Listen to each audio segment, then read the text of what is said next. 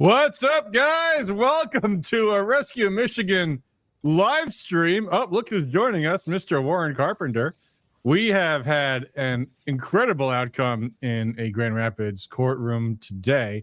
And we have also had, it looks like, an amazing outcome shaping up in the presidential primary election. So, yes, I see you guys on Rumble. What a great day, says K. Duffany 222. Todd Gilman, what a great day. Dan Lawless, go team. Yes, for those who have not heard, Kristina Karamo has now been prohibited by the Kent County judge from holding herself out as the Republican Party chair. She's prohibited from accessing the bank account, from holding meetings, from calling herself chair, in person, on social media, or anywhere else. And, well, she has said she will abide the judge's order. We shall see. But we got to talk about a lot of things, and of course, we also talk about the primary elections. So, first off, welcome to my panelists, Don, Matt, and Warren, all guests of the show in the past. But Don, who was a whistleblower who worked with Kristina for a long time, Matt, of course, an attorney, and Warren Carpenter, who is a party in the suit, a plaintiff, a co-plaintiff in the suit against Kristina Karamo. And so I guess we'll start with Warren. How do you feel, buddy? You know, I feel really good, and the reason I feel really good is I actually sent this message to the attorney before it, and I said, you know, no matter what the ruling is, like, I felt like we still won. And the reason that we still won was because we saw something that wasn't right for us morally. We took a stand against that, no matter what anybody thought at the time. And we were proven out to be, you know, to be right on this and to have the agreement of the court, but it doesn't mean that you don't have the fight. So, like, for me, like, that's the thing that I take away from it, right? I did this for a reason. And today was a culmination of that, and it felt really good. Absolutely. Matt, you posted a statement on X a little while ago, which I reposted on our X feed here. And there you go. You can read it to us, or if you want, just give us your thoughts on it in general. I think it's very, very good analysis of the situation overall. So for the past, I don't know, 3 months, we have had a consistent moving of the goalposts. What's victory? Who's winning? Who's losing? In this case, you had complete and total vindication of the position of the plaintiffs, including Warren, who said that she had been removed lawfully and could not continue. It doesn't matter, the eyes of the law have said, thanks, Tom, really appreciate it. In the eyes of the law, she's been removed, right? And that's all there is to it. And she had a really hard time with the press conference because they asked her whether she was going to have. Oh, we'll go through that press conference. Yeah, we'll go through that. But the point of this is, now this is over. Now let's get on the same team. We have an election to win. Primary's going on, just ended, right? And I think, I'm looking at the numbers that I'm looking at, and I see a lot of people, over 10,000 votes in Oakland County alone for uncommitted on the Democrat side. Those are winnable votes now. So that's what we need to be doing, and we need to stop with this constant, Kristina hanging on for no reason. Absolutely. Don, you were one of the whistleblowers that I think, and I know we've got other people watching tonight who were witnesses in this case, and other people who were involved in general, and who are frankly just exhausted from everything. And also, by the way, competing with Pete Hoekstra, who's got his own party going on in Grand Rapids. But someone made the point that, and just to be kind to me, said, "Oh, you've been doing a lot to bring these issues to light." And it's like, well, actually, the whistleblowers, the ones that really brought this stuff to light, and that was you among some of these others. How do you feel about this outcome today, and what do you think is going to happen next with Kristina Karamo and the people surrounding her right now? Well, if you would have asked me this question back in August, I would have said that it's hard, it's bittersweet. I saw something, I said something, it wasn't about friendship. She was my friend. It wasn't anything like that. It was about doing the right thing. But as it got uglier and uglier and nastier and more divisive, now I'm just happy. I'm not happy that we had to go through this, but I'm happy it's over. I'm happy that the judge saw what we saw, that the RNC saw what we saw, that, a handful of parliamentarians saw what we saw. Hey, John Smith. What I'm saying, and quite the lies, and that's continuing, and I expect it to continue, because the thing is that Kristina Karamo cannot call herself the chairwoman any longer, but it's not going to stop her former administration from encouraging their supporters to continue on calling her this. So, yeah, she was asked pointedly, "Is Pete Hoekstra the chair?" And she said, "I don't have to say that." Yeah, you're right. You don't have to, but you know what else don't have to do? You don't have to be part of the party either. So, well, I've already heard somebody tell me that, well, there are other articles out there saying the opposite.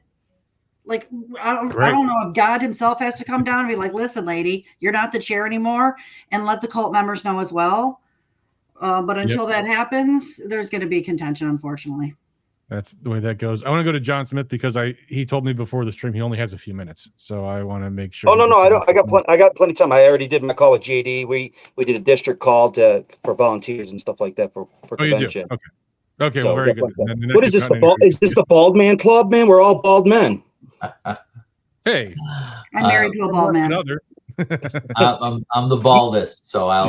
As you guys all know, I got a slightly more middle position. I try to keep more neutral with Kristina and her people, and a lot of them are my friends. A lot of them are your guys' friends, right? Like we all, and it sucks that you get political friends. It reminds me of like war friends or war buddies. You when you are in this long enough, you don't want to damage that relationship. It sucks that her leadership was so poor that it damages friendships across the board. And really, be honest with you, I think it put us behind a couple of years in the grassroots movement. I mean, it really did. I mean, it's really horrible where we're at. We can't even talk about the idea of a closed caucus because of COPUS. I mean, like, what the hell? So just even trying to make change is going to be a challenge now moving forward, just because of Kristina's failed leadership. Yeah. I see we have another guest on our panel tonight, Mark Fortin, although we don't seem to have video for him, but Mark, if you're there, welcome. Maybe you're still trying to figure out your AV stuff. Thank you. Okay, we hear you, Mark. We don't see you, but we do hear you. So there we go. So yes, we do have, and people in the chat, someone asked, is there a recording of the court case available? There is not a recording. However, there is a decision. We will look at that. Real quick, before we do that, though, I do want to give folks an update on the presidential election, because we are also doing that. We are going to be covering the results as they come in. And the latest results have Trump at nearly 2 full thirds of the Republican vote, 65.8%. I actually posted on X just a little while ago. Wait, where's my X feed here? Hold on. Let me go to it. There's our stream. Let's get a all of mirrors going. Let's not do that. Washtenaw County's votes have come in a huge way. In fact, because I'm from Washtenaw County, people have been texting me. There was a precinct in downtown Ann Arbor where the result was Nikki Haley 92 votes, Trump 75 votes. And that's in like one of the most hardcore downtown left-wing precincts in the state. And if you look at the heat map here on where the numbers have come in from, let me go to the tab. On the map here, you see in Washtenaw County, 45% of the votes are in Oakland County, which is also pretty liberal, 36% of the votes are in, and all these other much redder areas. I mean, in this case, Huron County, 45% in, but still the numbers are way better for Trump in these counties, and overall smaller, because Huron's obviously a much less populated county than Washtenaw, where you've got 9,500 votes for Nikki Haley, 28,000 votes for Nikki Haley in Oakland County, and everyone knows that the Democrats are voting in the Republican primary. Is Macomb not in? Huh? Is Macomb not in? No. We have nothing reported from Macomb yet.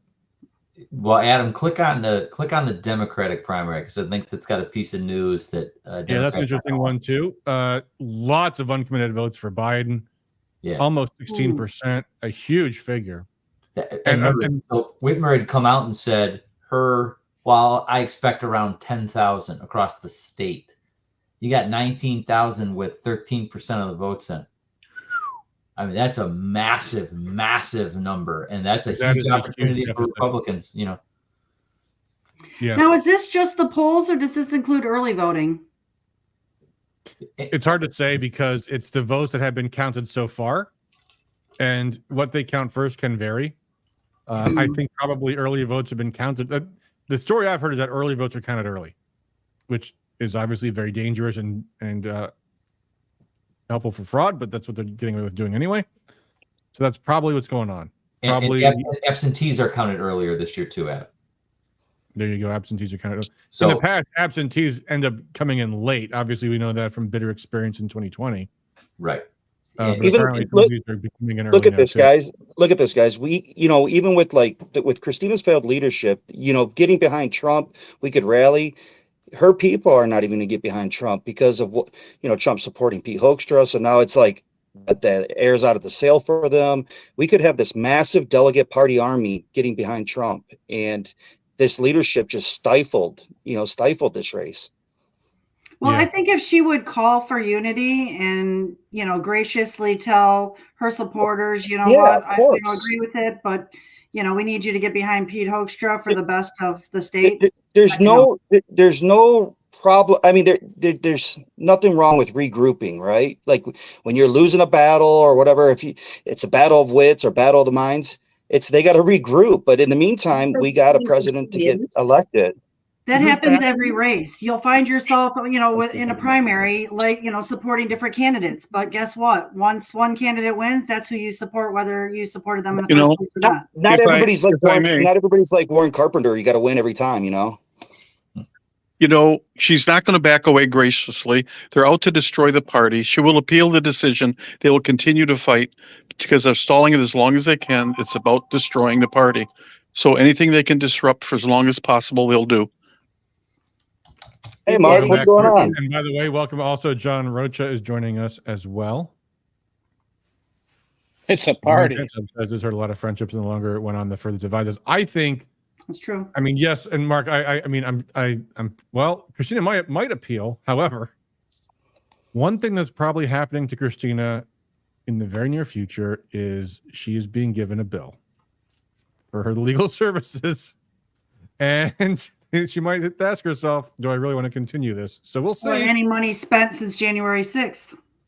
Unfortunately, the money spent since January 6th has now been declared null and void. So I hope she didn't spend that money she was given from the state party in their meeting on February 17th, because that might be a problem for her. But we'll see. That's a big problem. That's a big. Yeah. Well, anyway, the biggest problem she has is what those sorts of investigations show. We'll get to that. Yeah, and by the way, in case we didn't make clear, so the judge today issued the injunction saying Kristina Karamo cannot access the bank accounts anymore. She can't spend money. She can't call meetings. She can't hold herself out as Michigan Republican Party chair anymore. The RNC unfortunately decided to unilaterally on their website vacate the chair seats. But the reality is I'm still legally the chair. No, Kristina, you can't keep saying that anymore. You're not allowed to do that. The reality is I'm still legally the chair. The reality is I'm Kristina, still legally the chair. Kristina, stop. You can't say that anymore. I'm still legally the chair. The reality is I'm still legally the reality is I'm still the reality is I'm still the reality is I'm still legally the chair. I'm the chair. I'm the chair. I'm the chair. I'm the chair. I'm the chair. I'm the chair. This is not a laughing matter, and you guys are making me laugh. One of the many services I provide, Big Daddy. Is that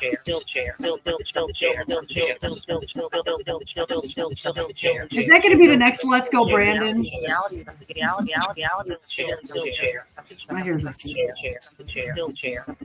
Quit playing with your hair, Dawn.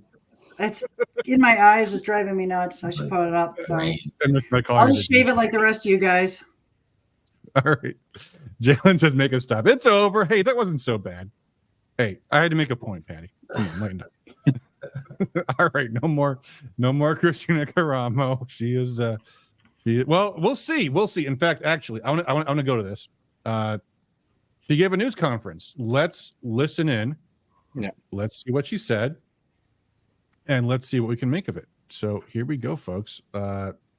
Let me start this off from the top. With the judge's orders, but I mean, I can't call myself chairman because I'm not going to get into legal trouble. But we will not let this go. Our delegates will not let it go because the delegates have been agreed. Okay, so she's not going to let this go. Our delegates won't let this go. Go ahead. Well, this is what I was talking about. We're at a net zero still loss here because we have a large body of delegates that still support Kristina Karamo. I really do think that we got to open arms and welcome them into the party, I guess, if you will, and encourage them to do the right thing here. I think, well, I mean, we'll see. I mean, the big question is what's going to happen this weekend. Well, I think the distinction, John, is you got to distinguish between the people who were lied to and the people who lied. Right? Yeah. If you're a precinct delegate in some county and you were listening to what she had to say or her handlers had to say and you lapped it up, I'm not going to hold it against you because you were lied to. But if you're one of the liars, if you're one of the people out there perpetrating all this stuff, the 17 people that worked on the Constitution that we went through, whatever it was, it feels like a You mean like that faggot CJ Richard? Yeah, like him. Yeah, I mean, there was quite a. I didn't know this on the stream last night, but literally as we were in the middle of streaming last night, the state party put out this damage control statement saying this is just a draft. It wasn't something we were really going to release. We weren't going to really do it, and this came up in the courtroom today. They got it in, so. I like how hard. Obviously, I have a feeling, and Matt, we can go to you on this. Do you think the judge just had his mind made up when he walked in today? Yes, he did. He had said that previously when he announced, I have an extra half day of testimony that I will take, and if not, I'm prepared to issue my ruling. Okay, so at that point, what the Kristina side had to do was refute the factual evidence that was before the judge, and they simply couldn't do it. You heard Dan Hartman go on these wild rants trying to make the connection between the RNC $263,000 payment and trying to remove Kristina. They went on and on, all out of left field, but they didn't hit the factual matters that were before the judge. What does the contract say? And he had said it. Read the contract, read the contract, read the contract. And they tried to talk about things outside the contract, talk about other kinds of crazy stuff. Maybe that stuff plays with their base. Maybe the people that they're talking to listen to that stuff and say whatever. But the judge, when he issued his ruling, and Adam, I know you have a copy of the order, but he's going to have a broader opinion that goes with the order that he will write up, which is basically his transcript that he laid out. He took every factual argument that they had made and he put it through the shredder, one by one by one by one. The other side says the secretary had to call the meeting. No, he did not. There's nothing in the bylaws that say that. And every single point that they raised, they just carved it and carved. And some of them had really funny results. Like when they said one of their arguments was, well, people couldn't have participated because they hadn't paid up. And of course, the Team Pago side said, yes, they did. Here's the evidence that they did, which is it wasn't in the campaign finance. That's another problem. But then John Lauterbach says, do you see your own, to talking to Angela Jalise says, do you see your own name on this list? No, you didn't pay either. And at no point, and I understand that there was a review done, and there were about a half a dozen of them that were on sort of that side that had never paid, and it was never brought up. They saved it to the very end. And for a judge, that kind of impeachment testimony is really, really damning. Yeah, Matt. Hey, Matt. For the delegates that are watching the show or they're going to watch the show that don't really know on the back end. I mean, Warren can talk to this, and so can Dawn, and to an extent John Rocha. But on the back end, we gave Kristina so many opportunities. Like all summer long, I'm like, Warren, is there something there? You know, like Warren's like, I will tell you if something's there. You know, like, and sure enough, something was there. You know, we gave Kristina the full ample opportunity to come clean, to work with everybody. There was every chance. She had every chance to fix this leading up, even all the way to January 6th. I'm texting the group with Ken, with Kristina, with Dan Bonamy. I'm saying, guys, we can still fix this. And they're trying to negotiate as if they had some sort of edge. I mean, it was unbelievable.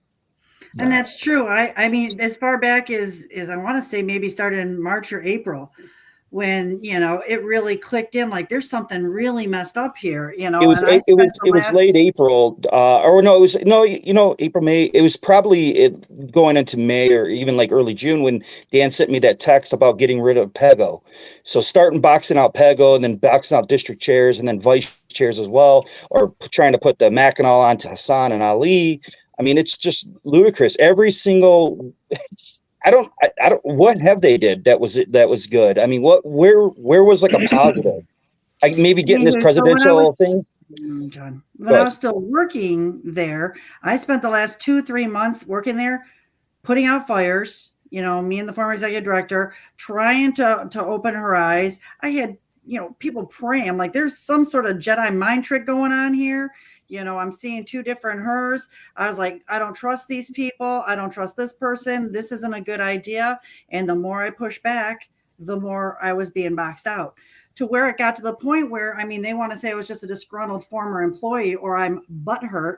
But the point is back in June when I was still working there, I signed that first petition for transparency for Crystal, Michigan. You don't think that was a final nail in my coffin? You know, I'm saying that I don't trust, you know, Joe Moss or Mike Labadie or Dan Hartman. You know, that didn't go over well with her because it was like she was obsessed with these people. You couldn't say anything bad about them.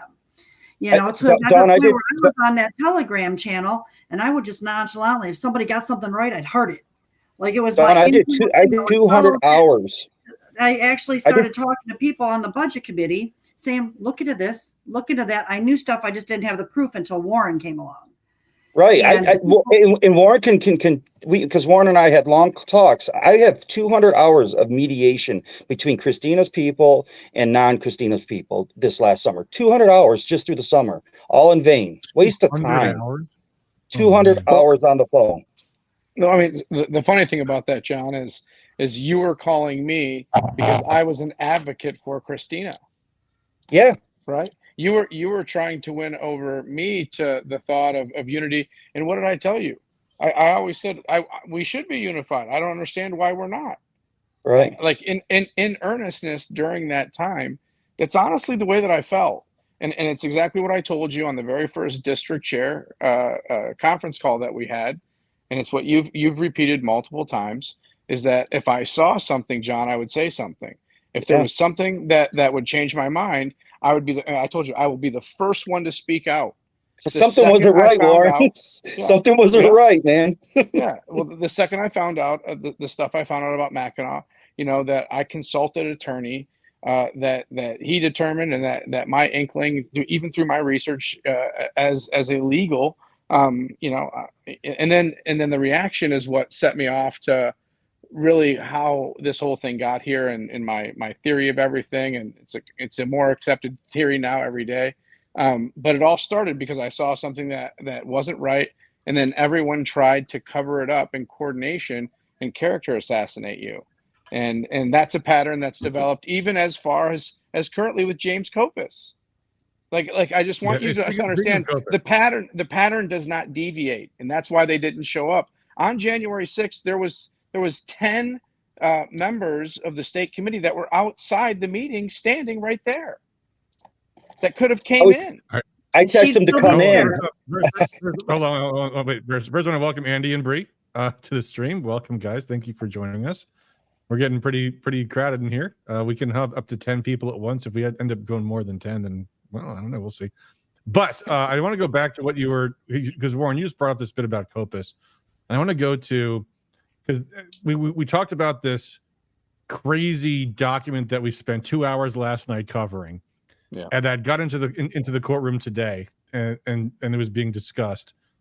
And I want to get people's opinions about this this tweet that Scott McMahon posted, which I think is really interesting, about what he thinks might have happened. He says, "I'm speculating here. My guess is there was a big blow up between Labadie, Kopis, Owens, and Hartman after the 6+ hour nightmare pretend state committee meeting on February 17th. By the way, he wrote this before the judge gave the decision. Hartman was relieved of his duties providing you get what you pay for, free lawyering, and replaced with big money DEI attorney. We were joking about the CEF law firm. Kopos felt butthurt that they're wimping out on the Constitution and resigned. And today, Owens committed the ultimate saboteur move by opening the kimono and gift wrapping this document for us. So this was sent out yesterday.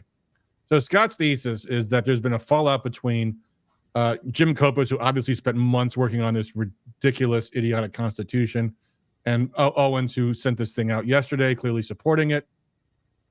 And of course, as it turned out, during our stream last night, the quote-unquote, well, let's not call the state party, not even in quotes, the Karamo faction kicked out this email saying, no, that was only a draft. We don't know. This is not official, and these people are saboteurs.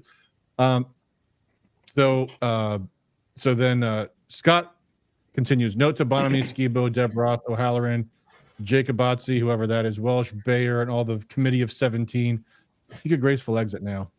Tell the world you know. Repent to make amends. Begin the work of repairing lost friendships. Emerge from the shadows of this cult and bring as many people to the light as possible. And Kristina, preserve your documents. You should have stepped down on 1/6. You need to pay for what you've done to this party and this state. Now, I would probably concur with what his advice is there, but never mind that. Question is to the panel, what do you think? Do you think something's going on in Karamo's inner circle? Yes, absolutely. Yes, they're imploding. They're imploding because they're losing. They're losing the court of a public opinion. They're losing from a legal standpoint, which I think is a double-edged sword. I mean, I got in Warren's face about that. Like it's a slippery slope. And so they are definitely losing control. And those I mean, I hate to say it because Matt's on here and he's an attorney, but attorneys got big egos, man, and they're losing. Well, I mean, in this case, this guy. Yep, those guys aren't even attorneys. He's not an attorney. But I will say this, Adam, your instincts are correct, because I received today an email from Robert Owens calling for he's going to have a town hall with himself and Jim Kopos to support his Constitution. So I think I was invited. Yes. Oh, or were you? That's great. They say they'll take any question. Which after we just put the stream. I responded to the email saying, what Constitution? It died today in court. He wanted to talk about the Constitution. It sucks because those are good workers. Those people on that list. Those people on that list, they're good workers, and it sucks that we have to fight with them, or they have to fight with us, or those people got great resources. I love Dan Bonamy. I think he's a great guy personally. I mean, he's an idiot. He made his choice, and now he's got to live with it. Sucks. Yeah, I think like all the conversation should probably be in the context of not what these people are saying, but when you step away from it, the moves that they're making. And today on Trucker Randy, Dan Bonamy got on there, and then afterwards we had Matthew Wilk there with the rebuttal. It was a great rebuttal. It was very cordial. But Dan Bonamy came out and totally disavowed this document, right? And then like in cadence, totally disavowed it, like poo-pooed it, like he had never even read it. He's the co-chair. He's this guy that everybody looks to on their side as a leader. And then you had Dan Hartman on the stand today saying that he provided 25 to 30 edits, right? He said that on the stand, 25 to 35 edits of this document, and that had been going on for over a year. So, this is something that it's a repeat of how they kind of destroy you when they cut you out, right?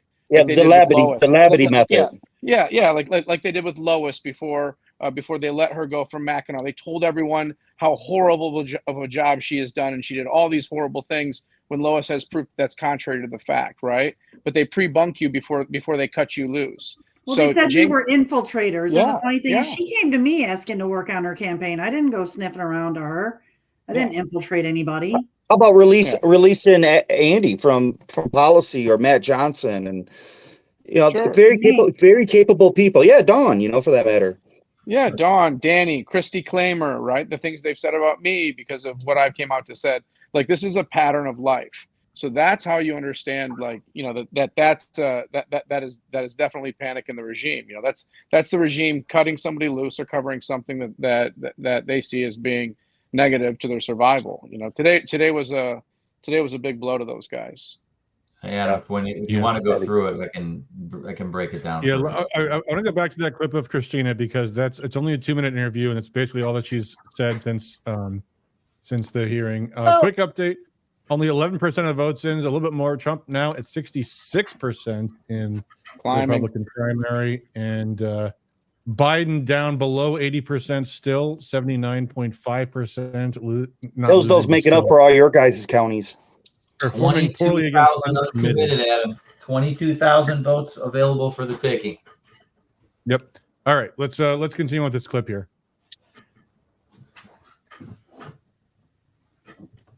No sound. No sound. You guys don't have sound? Okay, here, let me fix it. While he gets that sound, man, I just want to make sure that my name is correct. I want to make sure I'm not infringing on anything. Yeah, absolutely wrong here. Absolutely. 100%. Okay, I just want to make sure I'm good. Okay, good. All right, here we go. Oh, Johnny. I have no comment on that at this time. Of course, we need to discuss that. We want to make sure that delegates are able to vote and have their voices heard. But it's the reason why Pete hasn't called a state committee meeting, because he knows the overwhelming majority of the committee do not support him. So it's just, this is not going to end well. But your convention in Detroit.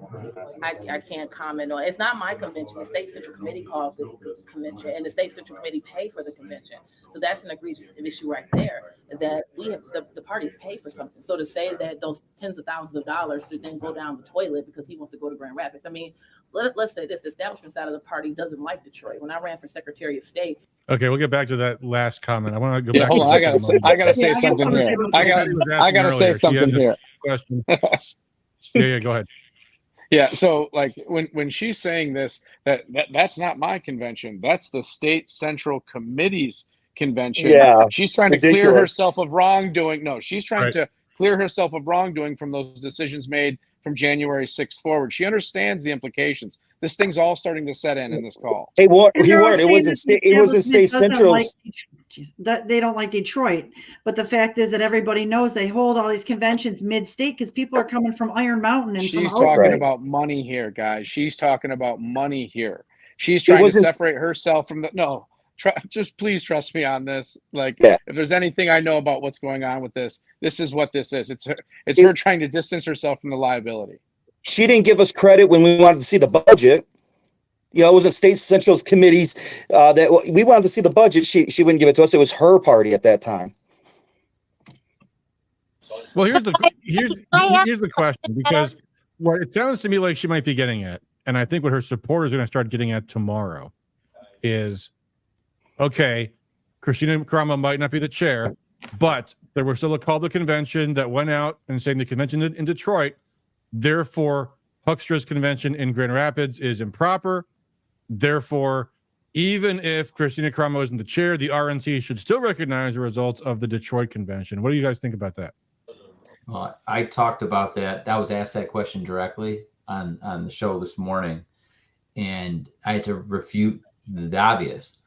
You did not receive a call to convention for the district conventions on March the 2nd prior to Wednesday, because prior to Wednesday, your lists of delegates were not in. Okay. The deadline for delegates is Wednesday. I think there's either a day or 2 days for credentials challenges. And only then does the official call to convention come out. So before that, that's just a piece of paper. It doesn't create a legal liability. Okay. The concept of the group can't change where the location is because it was on the information that went to the counties, that's just ridiculous. Are you saying that if the place wasn't available, they couldn't change it to somewhere else? That's ridiculous. But particularly your call to convention, if you are a state or a district convention delegate for March the 2nd, the earliest it could have gone out was the 22nd. Now, I know I've gotten mine from Pete Hoekstra. I also know I haven't gotten mine from Kristina Karamo and didn't between the 22nd and the 26th. And a lot of people hadn't because either lack of competence or they took people off lists or nobody knows. But some of our people got them and some of them didn't.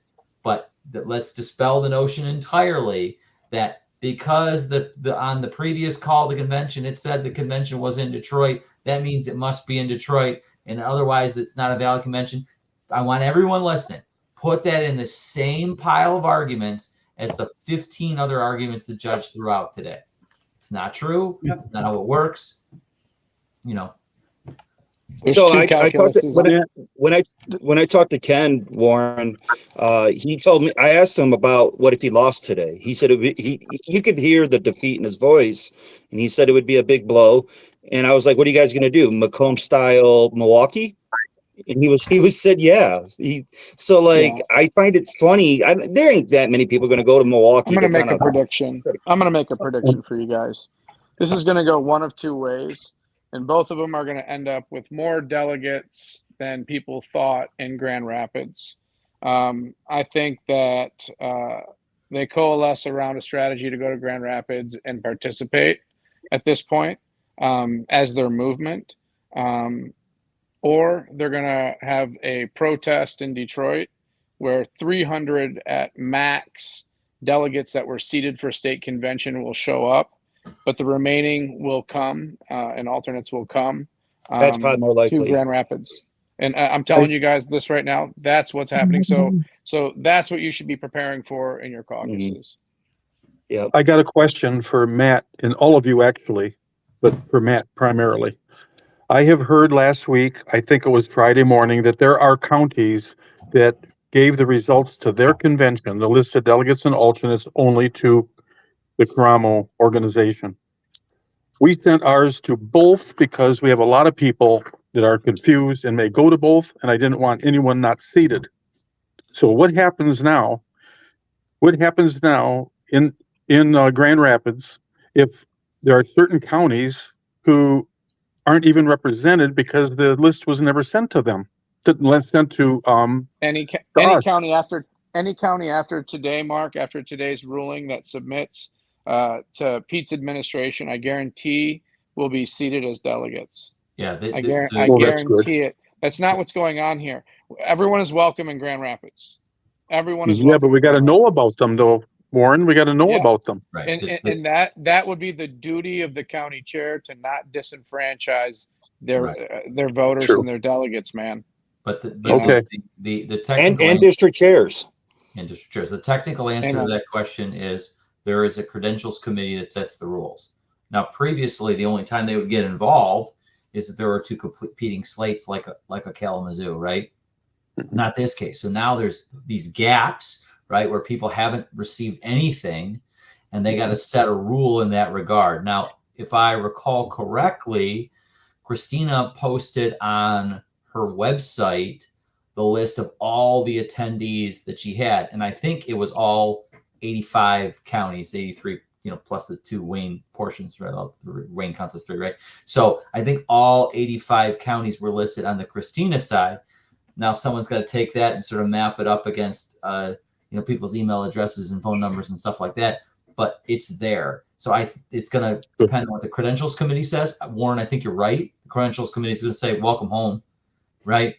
And if they're not, boy, I got to think there's got to be. We're the party of law and order, right? This is the final step to redoing the party the way it's supposed to be done in the right way.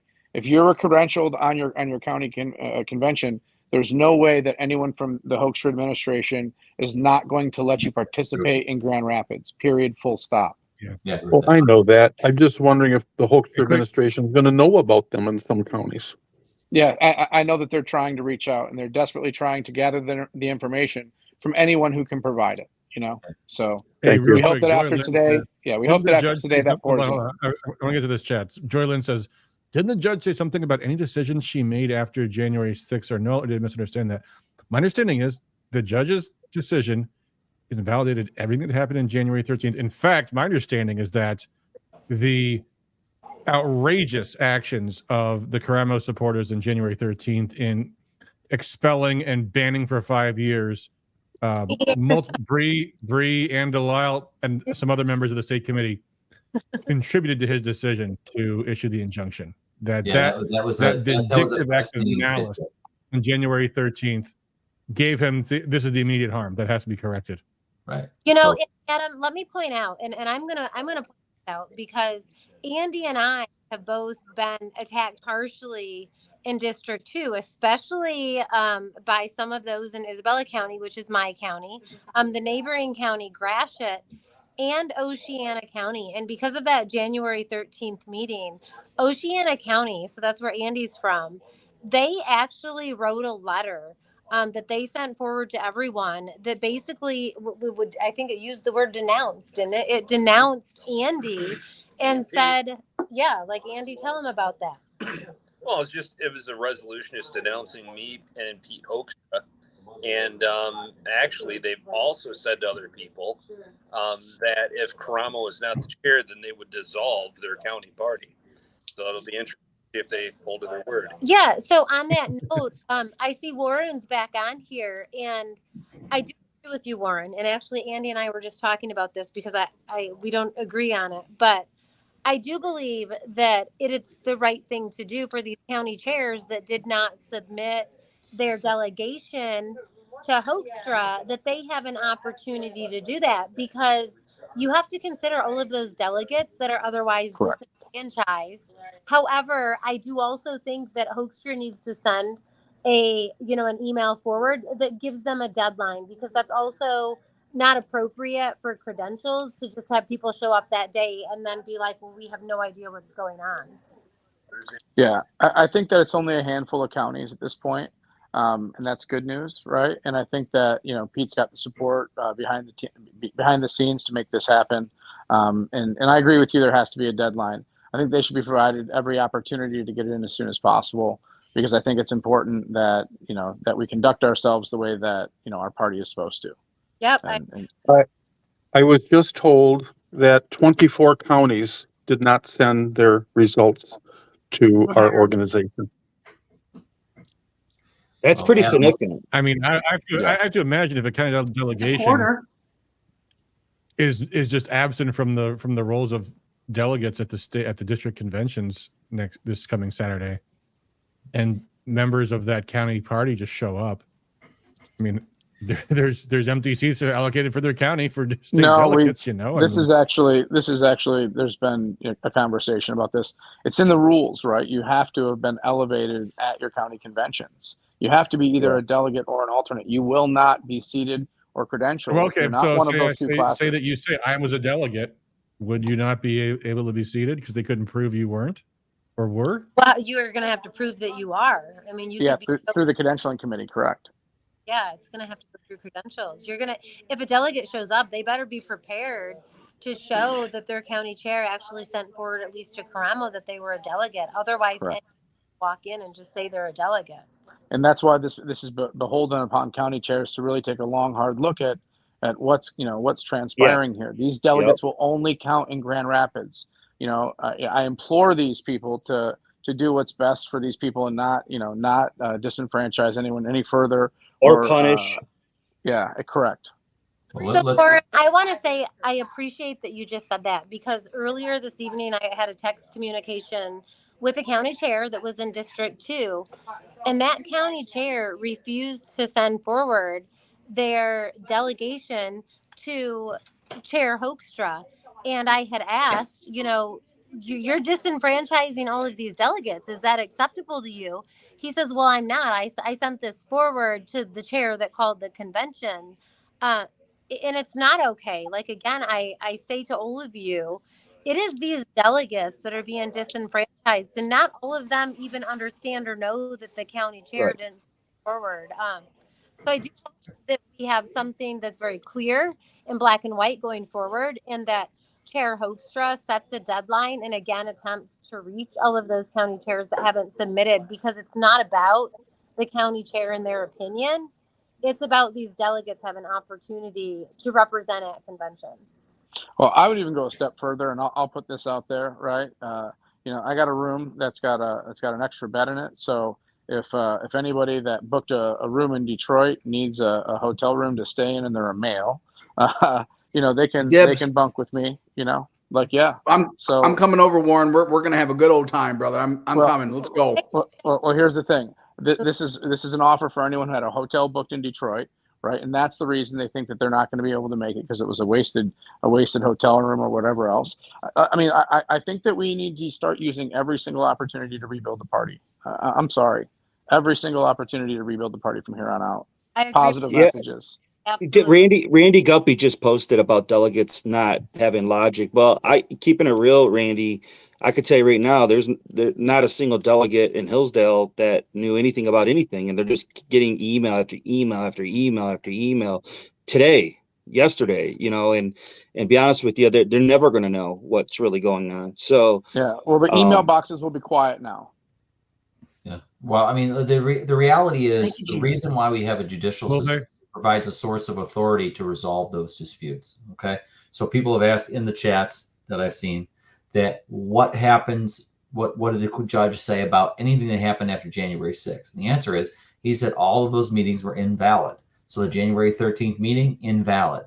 Importantly, the February 17th meeting, invalid, where they purported to change the rules of the convention to allow for a state convention, presumably to vote on this constitution and to elevate or reaffirm or whatever they were going to do with Kristina Karamo. All those are gone. Someone asked a question about money. Money's a big problem. Yeah, and let's talk about that. Everything that they decided on February 17th or whatever the date was, where they decided McCarthy money could be used for whatever they wanted, including her salary. After they decided that, they determined that they were going to start paying her back as well.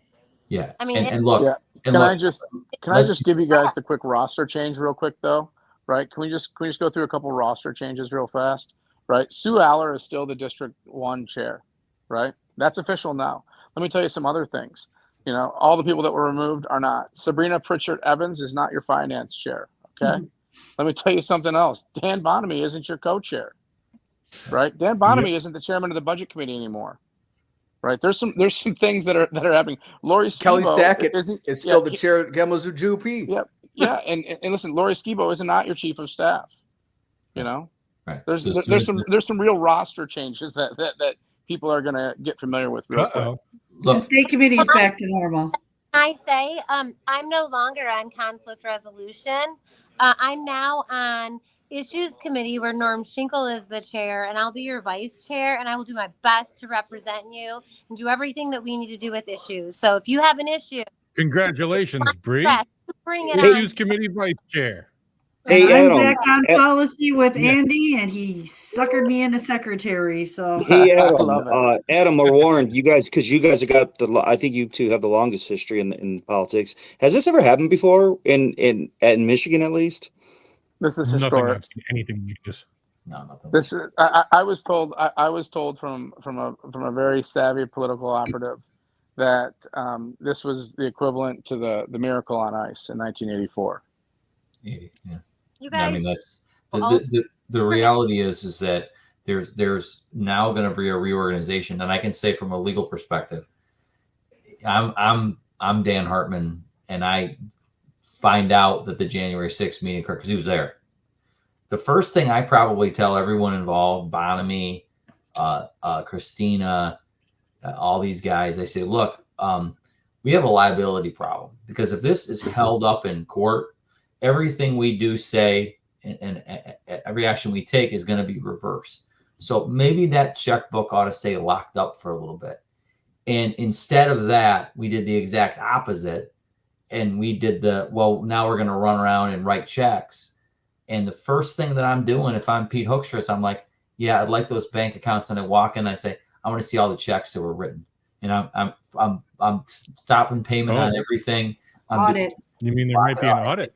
Yeah, and beyond, an audit. It's funny because people use the term audit. Audit means a sampling. This is not an audit. This is a forensic review. I mean, I'm looking at every single penny that walked out. And when I see, Warren, you reported on this a lot, Jim Coppis, his payment was not on the 12/31 financial reports. Unless they paid him between 12/31 and 1/5, he's getting a letter. Give me it back. Yeah. What they're going to try to claim on this is that was a loan in the administrative account, but just like their loose interpretations of the bylaws, you guys, they had and took the same stances on FEC violations and FEC law and code. So they're just they're in a world of hurt. A lot of these people aren't sad. So you mean all of the financial transactions the party has made in the past or anything illegal they might have done might all suddenly be found out by Pete Hoekstra's people? So, hey, and Adam, this is something that was brought to my attention at February 17th meeting. And Matt, I'm looking at you. If you can't see at you, I'm looking at you because you might be able to have some good thoughts on this. But with that February 17th meeting and that McCarthy money, when the state committee that was present had voted to allow that money to be used for whatever purpose, there were no strings attached, that those state committee members that voted to do so, if that McCarthy money was used inappropriately, those members would also be liable for that money being used inappropriately. What do you think about that? I certainly would be, if I was one of those people, I certainly would be calling my own lawyer at this point. I mean, that was a big That's why they're scattering like roaches in the light. Look, Yeah. there were two turning points in this entire MIGOP. Number one turning point was Mackinac, because people went to Mackinac, they saw what it looked like, they knew what a disaster it was, they found out about the Jim Caviezel loan, right? That was the second one. The second one was, Adam, on your show, when Dan Bonamy came on, John, you invited him, he graciously came on and said his words, it's got to be a donation, because if it was a loan, we lost money. And for a lot of people, like, okay, now we've got confirmation the most possible amount of money you made was $110,000. And then Kristina throws him under the bus and says, I don't know what idiot. I think she said, whoever was on drugs and said that. I'm like, that was Dan Bonamy. Now the co-chair, right? Co-chair. You're co-chair? Well, and remember, there's Hey, two what can I standards, say? right? So there's a standard Hey. for a regular contract, and then there's sort of a standard for an insider. Okay, Kristina's an insider. Jim Coppas's wife is an insider. If they took this money, Bree, to your point, and gave it out to other insiders, you have a problem. And you're gonna start getting letters, and there's gonna be people knocking on doors. I mean, and then Matt, look how many times they lied. Look how many times they lied at state committee meetings about that alone. We were just trying to figure it out leading up to that, and they just kept lying about it and afterwards. It was ridiculous. I mean, you guys Tom today Rocha made the comment. I mean, he was at the state committee meeting, and he said, "How many employees do you have?"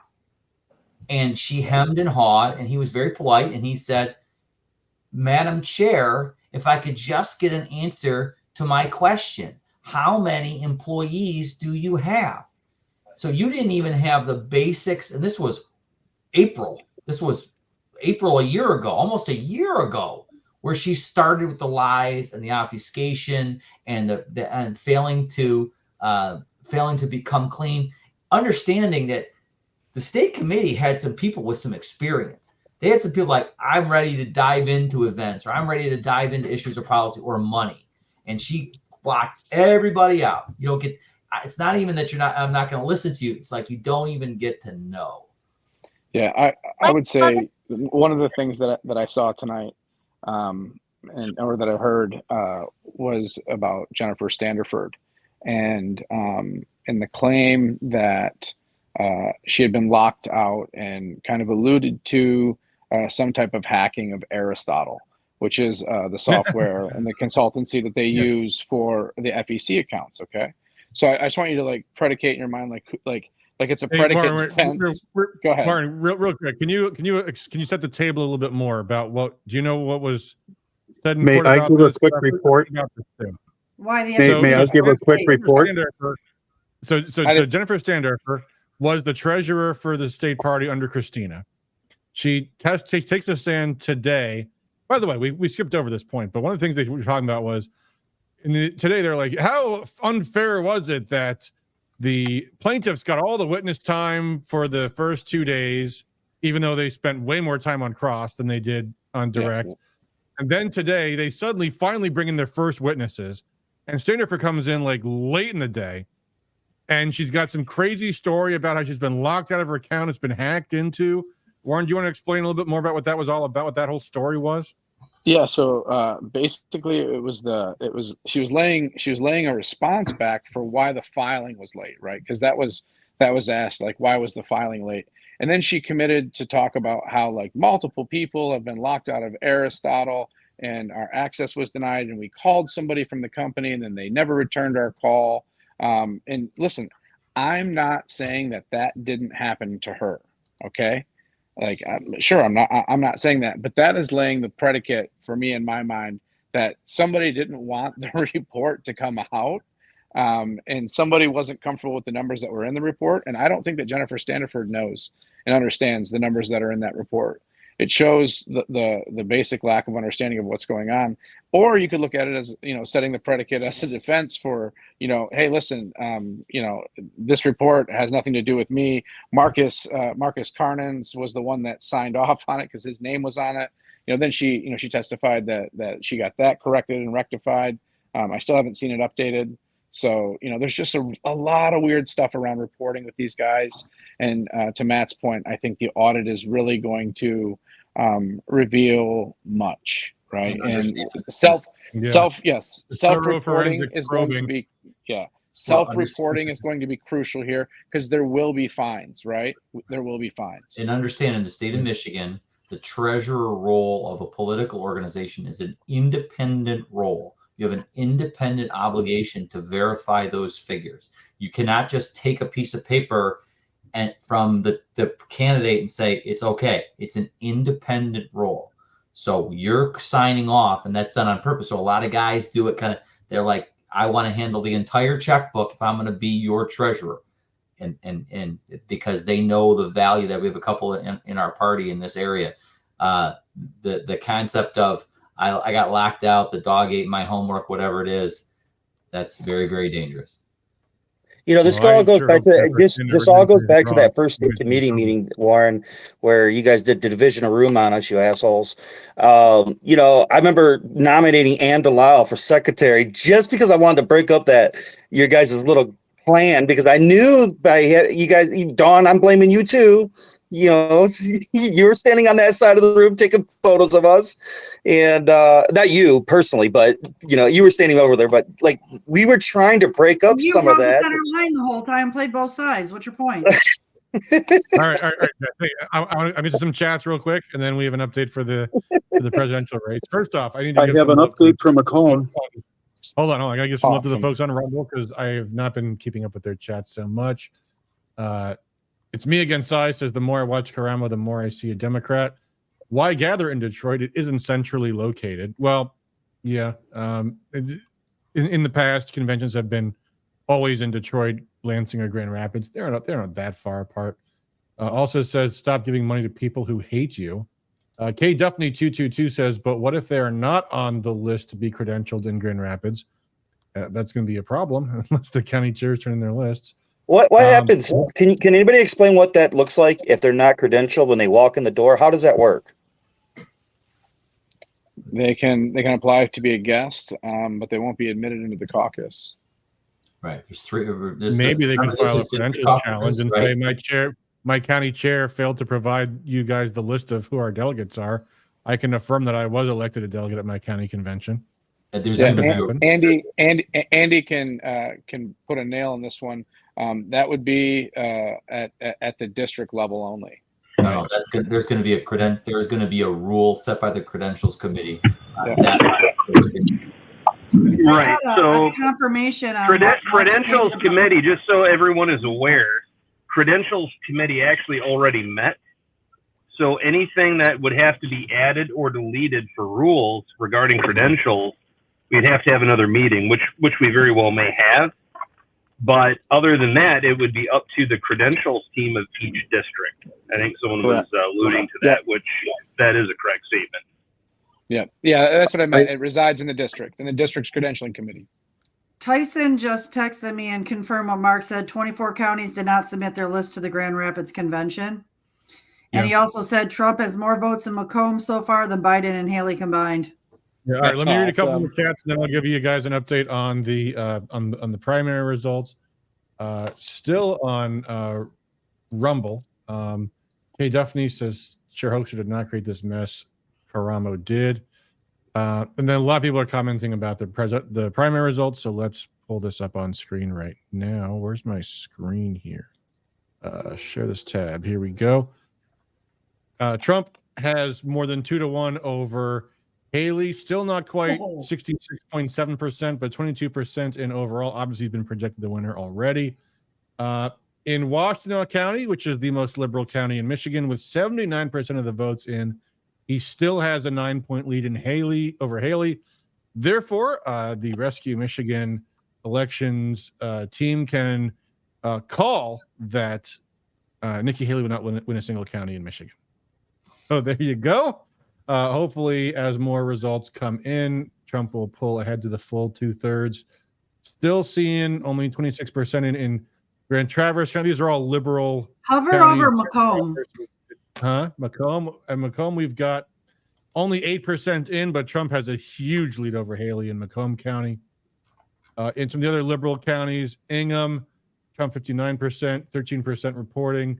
Kent County, only 54%, with only 12% reporting. So Haley might do relatively well in Kent County as more of those city results come in. Nothing from Saginaw yet, another liberal county. So we'll see if Sag Nasty affects the results overall. Kalamazoo, only 1% in, so still too close to call. And again, obviously Trump's going to win Michigan, but I'm talking in terms of, is Trump going to get to the full 2/3 of the overall Republican ballot? Meanwhile, on the Democrat side, we have Biden still struggling to get to 80%, with uncommitted taking nearly 15%, and Marianne Williamson, Dean Phillips at 2.9, 2.8% respectively. Biden obviously being hurt by the large number of his supporters voting in the Republican primary, but hey, you know what? Tough shit. Almost So 30,000 uncommitted. Yeah, so that's a big number. That's 3 times what Whitmer predicted. She said she thought it would be 10, and it's 30 and counting. Yeah, 30 and counting with 20% in. So uncommitted might yet crack. Well, it might actually get quite a little bit over 100. Yeah, it might get up to 100. It might get up to 100,000.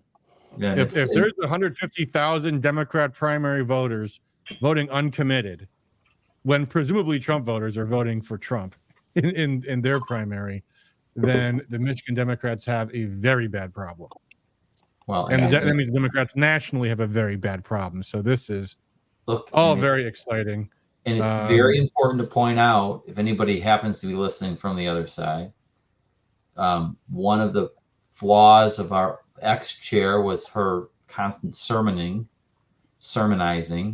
and it's important to point out 3/7 of the elected officials are Muslim, and she cut those people out a long time ago, and I can assure you they are welcomed back in with open arms and are going to have a big role in the 2020. And I'll tell you what, this doesn't account for any kind of crossover votes we might have as well for Donald Trump. So seeing that being as large as it is, not even factoring the fact that we know there was a ton of crossover, that just shows you that when it comes to the general, this is going to be quite an interesting race in 2024. Yeah, although I mean, I will say, I wonder, I'm an old Ron Pauler. And Ron Paul actively courted the Ron Paul actively courted the Dearborn vote as a non-interventionist on his foreign policy. I don't see Trump doing that though, and I genuinely wonder what they will do if their policy on Middle East affairs is more or less indistinguishable, or if Trump's attitude is, "I'll make one phone call and I'll get the Yemenis to stop blowing up these American ships." I mean, who knows what he's going to say? Who knows how the Arab and Muslim there are no population wars under Trump's last reign. It's one thing to vote. It's one thing to cast a protest vote in a primary when you think the result's going to be predetermined. Another thing to vote in the general. Well, we're working on it. I'll be happy if he just gets rid of all the wars again. Yeah, I had this exact conversation with Hassan and Rolla to an extent at Pete's event on Sunday night about what this message is, and we really need to develop a cogent message around this that welcomes in Palestinian and Arab Arab American votes. We have to understand that that problems are complex and coalitions are hard to build, but we need to find a way for that message. Yeah, Barry Altman says Trump is unapologetically pro-Israel, as is Biden. And what might end up happening is that, because what often happens is when voters see no distinction between the two candidates on their top issues, they move to their lower. They move to their next issue. Well, and or who knows? Maybe they don't show up. Or they stay home.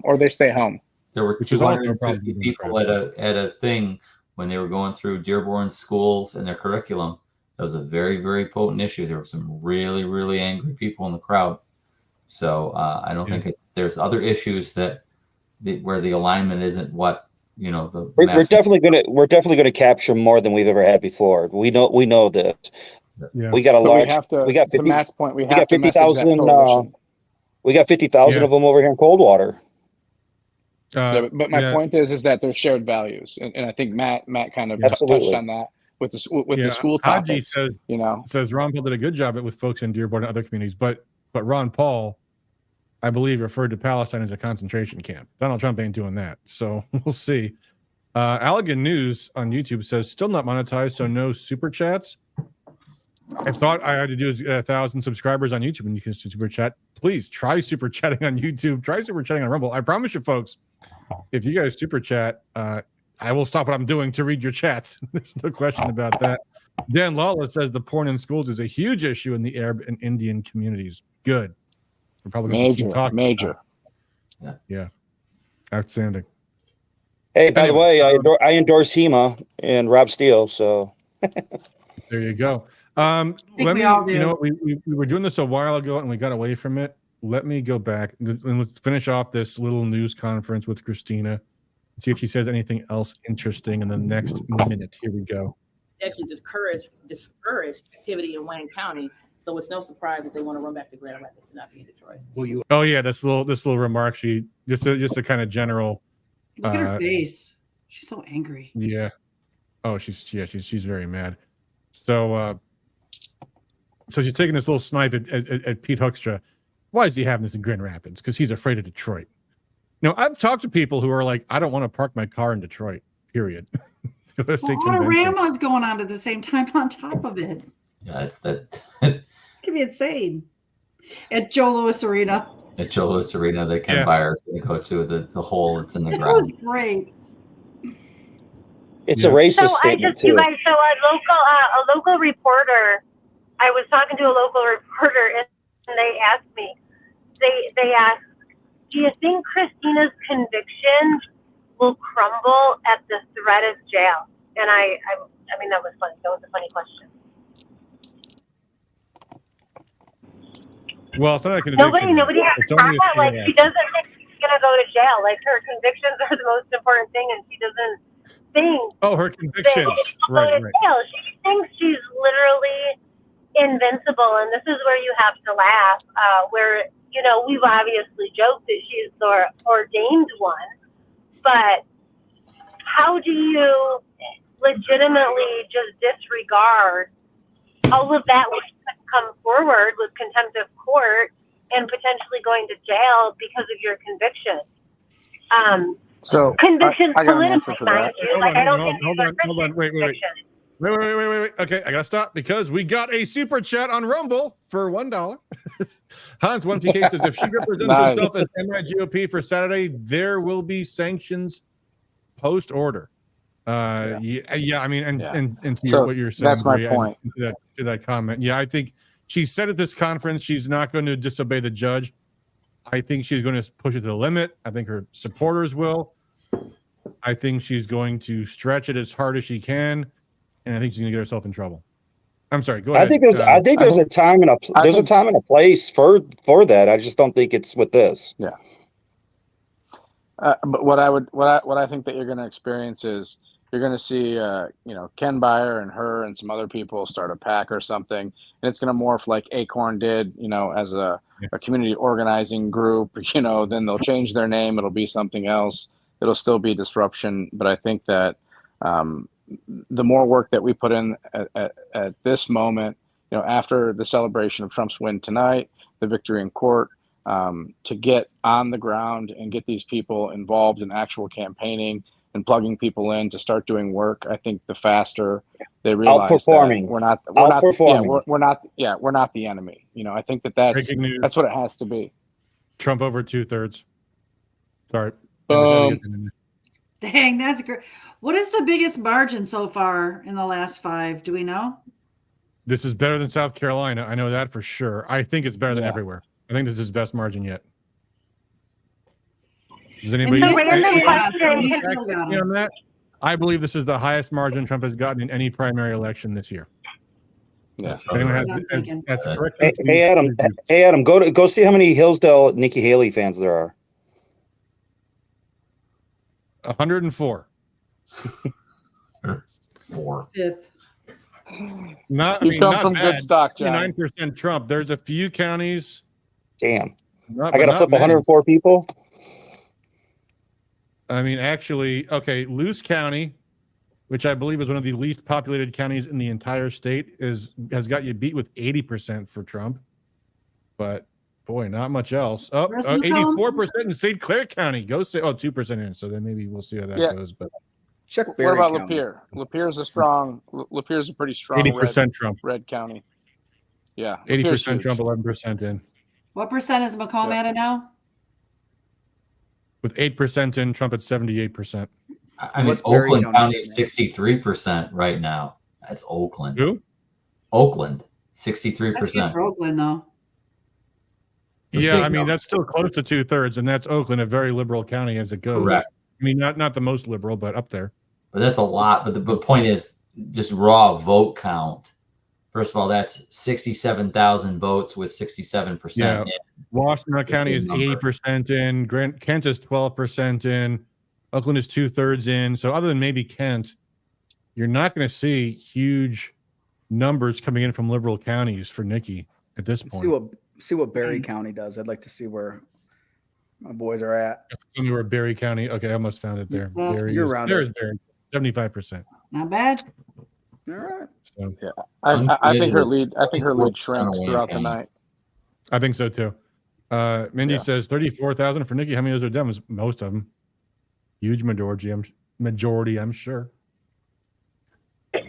Adam, can you check Isabella County? I'm extremely interested because previously we were red, and then in the governor election we turned blue, and a lot of that was in part because of the college students that came out to vote. Those students that went to Central Michigan University. Well, in Isabella County right now, Trump is with half the votes in at 72%, which is better than he did in Washtenaw County, which is also a college county. That's good numbers, Bree.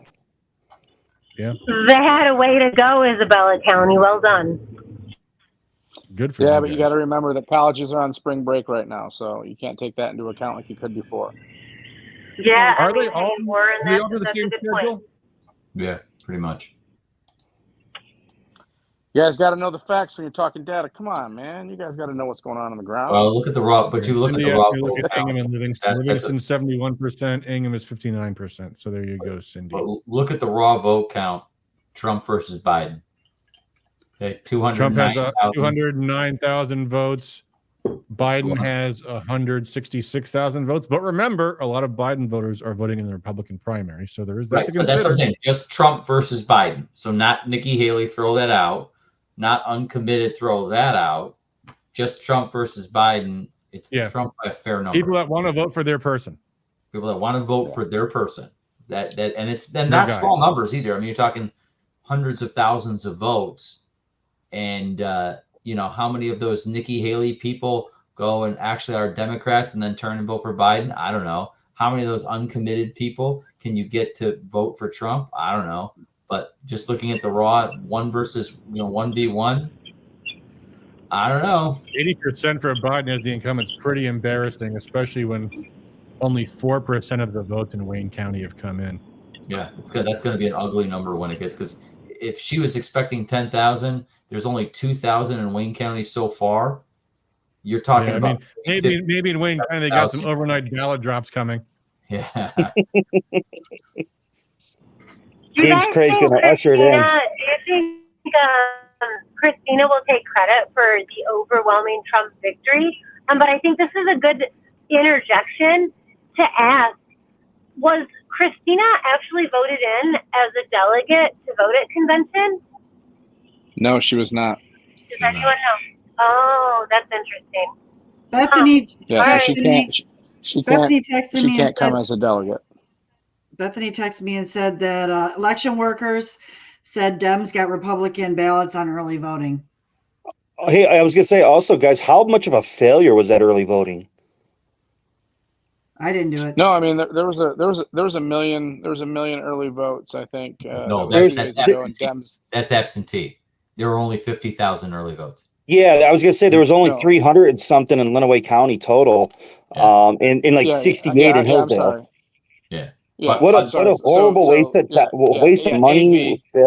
Yeah, AV was 1 million votes, and we weren't too far behind. We were about 30,000 behind on that, and we were slightly ahead on the early vote. So the early vote in person 9-day.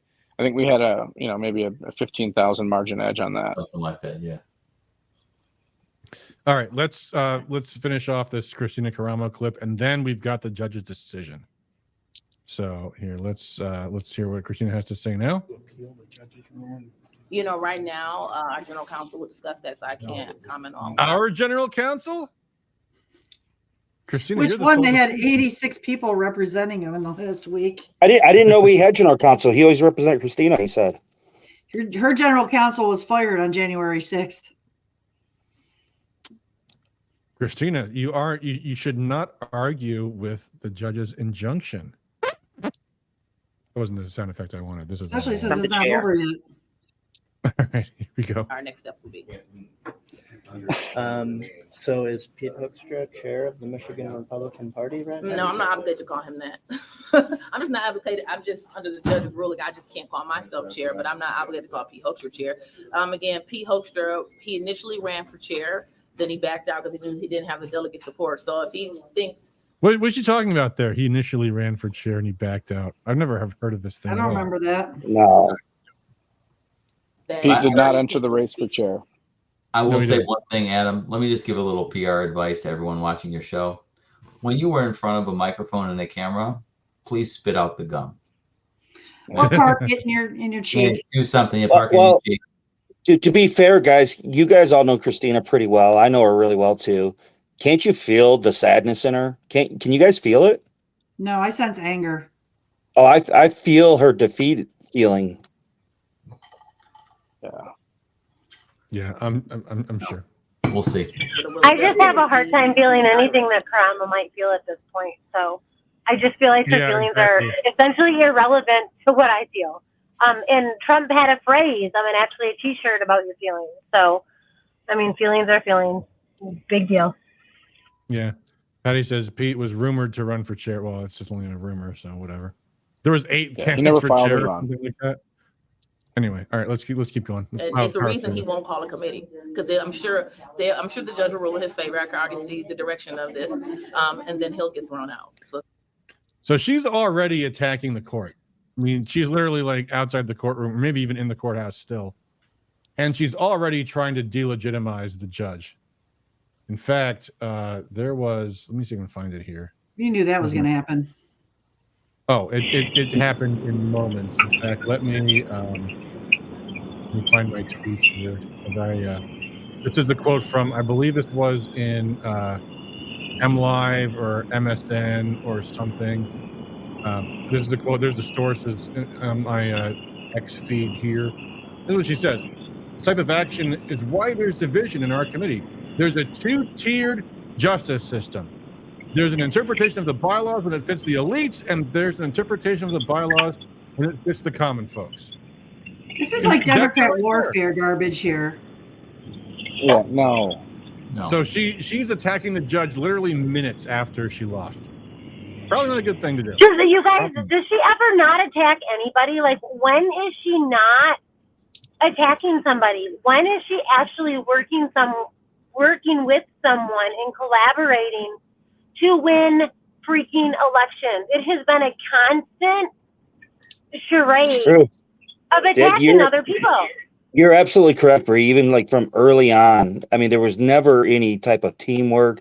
When Andy and I were trying to move people around, it was pulling teeth. It was already, they're thinking paranoid was already built on day one. It's always been attacking, like you said, Bree, the whole time.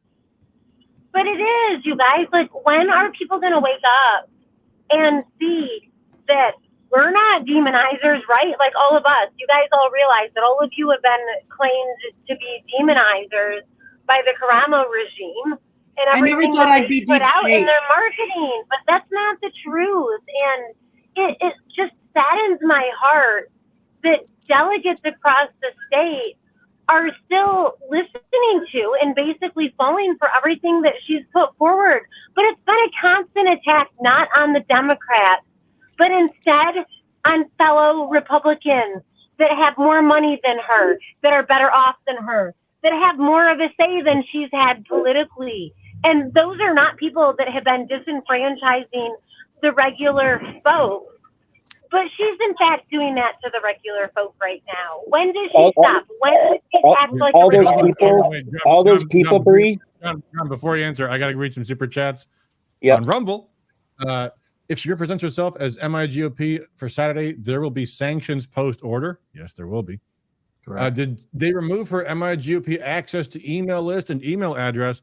We don't know yet. We will see how that plays out. I'm sure there'll be a lot of awkward conversations over the turning over of the keys. And also on Rumble, and this is all from Hans, we just need to do a rager at CMU during general at CMU. Early voting will require 9 days of drunken madness. So there you go. All right. John Smith. I was going to say, my biggest complaint, being a general on the street here, doing this work, I spent $60,000 the last 8 years in politics. I know that's not a lot of money for a lot of people, but that's a lot of money for me. I only make about 30, 40 grand a year. And I put in, 40, 30, 60 hours a week, whatever it is in politics the last 8 years. And I got the reawakening tour people stabbing me in the back. Like, what the hell is this? I'm the epitome of grassroots. I got rid of Mike Shirkey for you guys. What the hell are you stabbing me in the back for? Did you just say that the good General Flynn stabbed you in the back? Yeah, I mean, like the American Patriot crowd is. I asked Ken Byer about this. I'm like, why is the American Patriot crowd stabbing the grassroots patriots that've been doing this for a few years? Yeah. I think the only way through this is the work. I was just going to say, like, in general, to Bree's point. Go ahead, Adam. I was just going to say, General Flynn and people in general who are not in Michigan don't understand Michigan. And I caution people, whenever they hear about political news in other states, you're not from there. You don't know what's happening on the ground. When you hear, oh, so-and-so lost in New York or California or Florida or Georgia or whatever, you don't know the local politics. You don't know the internal mechanics of the campaigns. And it pisses me off when people, I talked to my parents who don't live in Michigan in 2022. We heard that abortion is what cost Michigan the 2022 election. I'm like, you guys don't know the mechanics of what was going on in Michigan. And that's just that we have to understand that applies to us too. And correct. General Flynn does not know the details of the Karamo versus the real grassroots issues. Neither does Laura Logan, neither does Steve Bannon. They really don't. They're not in Michigan. They're not on the ground here. They're trying to be high-level operators, and that's all well and good, but don't pretend that you guys understand the mechanics of what's going on in one state. They're stabbing me in the back. Go ahead, John. I was gonna say they're stabbing me in the back, man. I mean, I'm giving it my all, and these Christian nationalists are coming up behind me, prophecy seekers or whatever. What do you want to call them? Are stabbing me in the back. I believe they're cut from the same cloth. They're grassroots Republicans, but they don't need to be coming in here stabbing me back. You're not alone, John. Yeah. Yeah, but right. but again, just to the point, again, like the fastest way for anyone to wake up is to look totally different than the other side. And what I mean by that is like get institutional knowledge, get plugged into a campaign, like actively be seen as out working and doing the things that need to be done to elect Republicans, and people will gravitate towards you. Like, that's going to be the way. That's the work. Yep. We could have been doing that all along to, what Bree was saying, she sat there and went after Republicans the entire time and were demonizers and infiltrators and communists and devils and all this stuff. You know how much Ron Weiser was attacked? The man was booed off the stage and he never once responded. Yeah. He just kept doing whatever he was doing. You know what I'm saying? And she spent the entire last 4 months just on defense mode. And she was back into campaign mode again, and we have a special election coming up. Trump came to Michigan. Tucker came to Michigan. We had these big events. Why didn't we attach to it? You know, we ignore it. Yeah. All right. I want to finish off this Kristina Karamo clip and then get to the judge's decision. And then hopefully we're getting kind of close to calling it a stream tonight. I mean, we could go till midnight. I don't know, but let's at least let Kristina finish off this little news. We got 30 more seconds to go. Hopefully this will be easy. Is this fight over? And to Paul's question earlier, is it possible you'll try and appeal this before Saturday? You know what? I can't comment on that right now. You know, again, that's something I'll have to talk to with our legal team. So I'm not going to comment on what our next decisions will be. But what I will say is that I find it, again, very interesting. The judge completely ignored quorum. I also find it interesting that the judge completely allowed them 2 days of testimony, gave us a half a day of testimony, and had no closing arguments. Does that sound just? But then look who funded this campaign. So that's all I gotta say. Yeah, well, we've already been over this. The other side, the defense got more time. They filibustered the whole thing. They interrogated Ann Delisle longer than Little Binger interrogated Kyle Rittenhouse.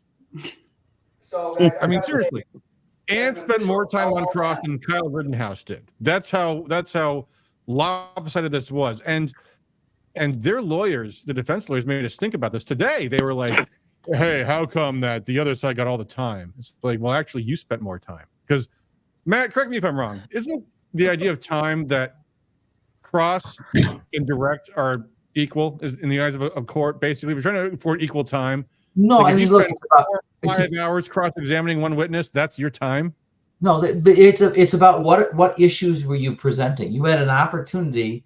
The judge, if you had gone in the beginning and said, these are the witnesses we're going to put out there, the judge would have rearranged things and allowed that.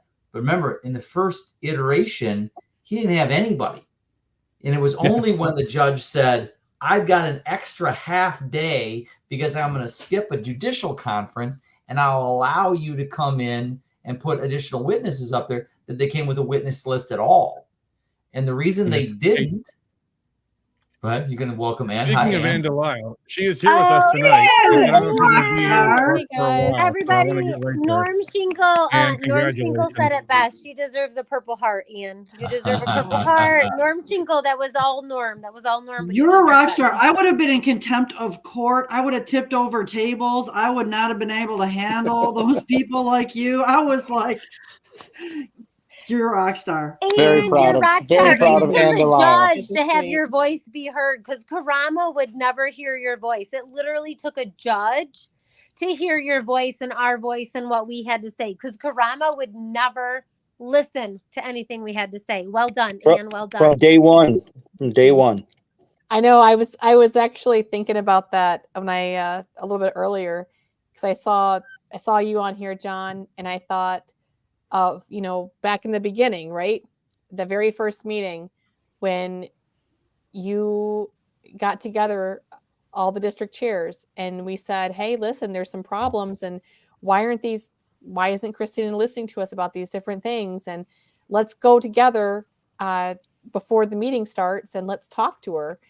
And she wouldn't listen to us. And then you went over and got Dan Hartman, and Dan Hartman, gave a legal opinion or something and wouldn't listen to us. And, and we've been through a lot the last year, but it's been a huge team effort. And you were going to step down. If you would have stepped down as district chair and been the secretary, we would have lost you on that, and you would have never been able to fight the way that we fought through all this.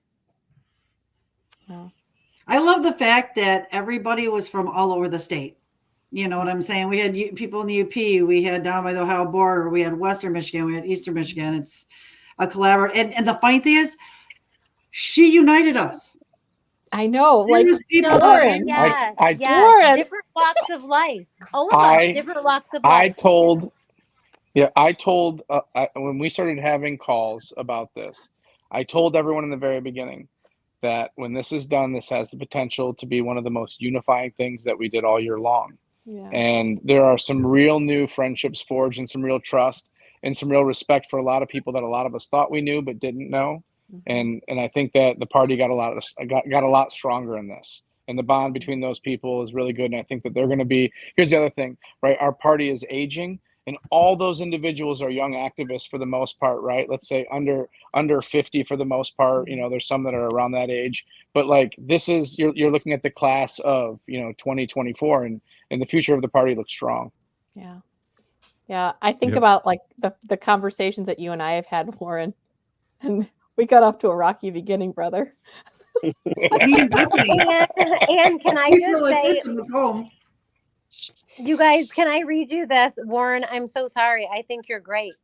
But I just want everybody to understand, like, Warren and I had nothing to do with each other prior to finally having, like, when Warren decided to step up with the FEC filings.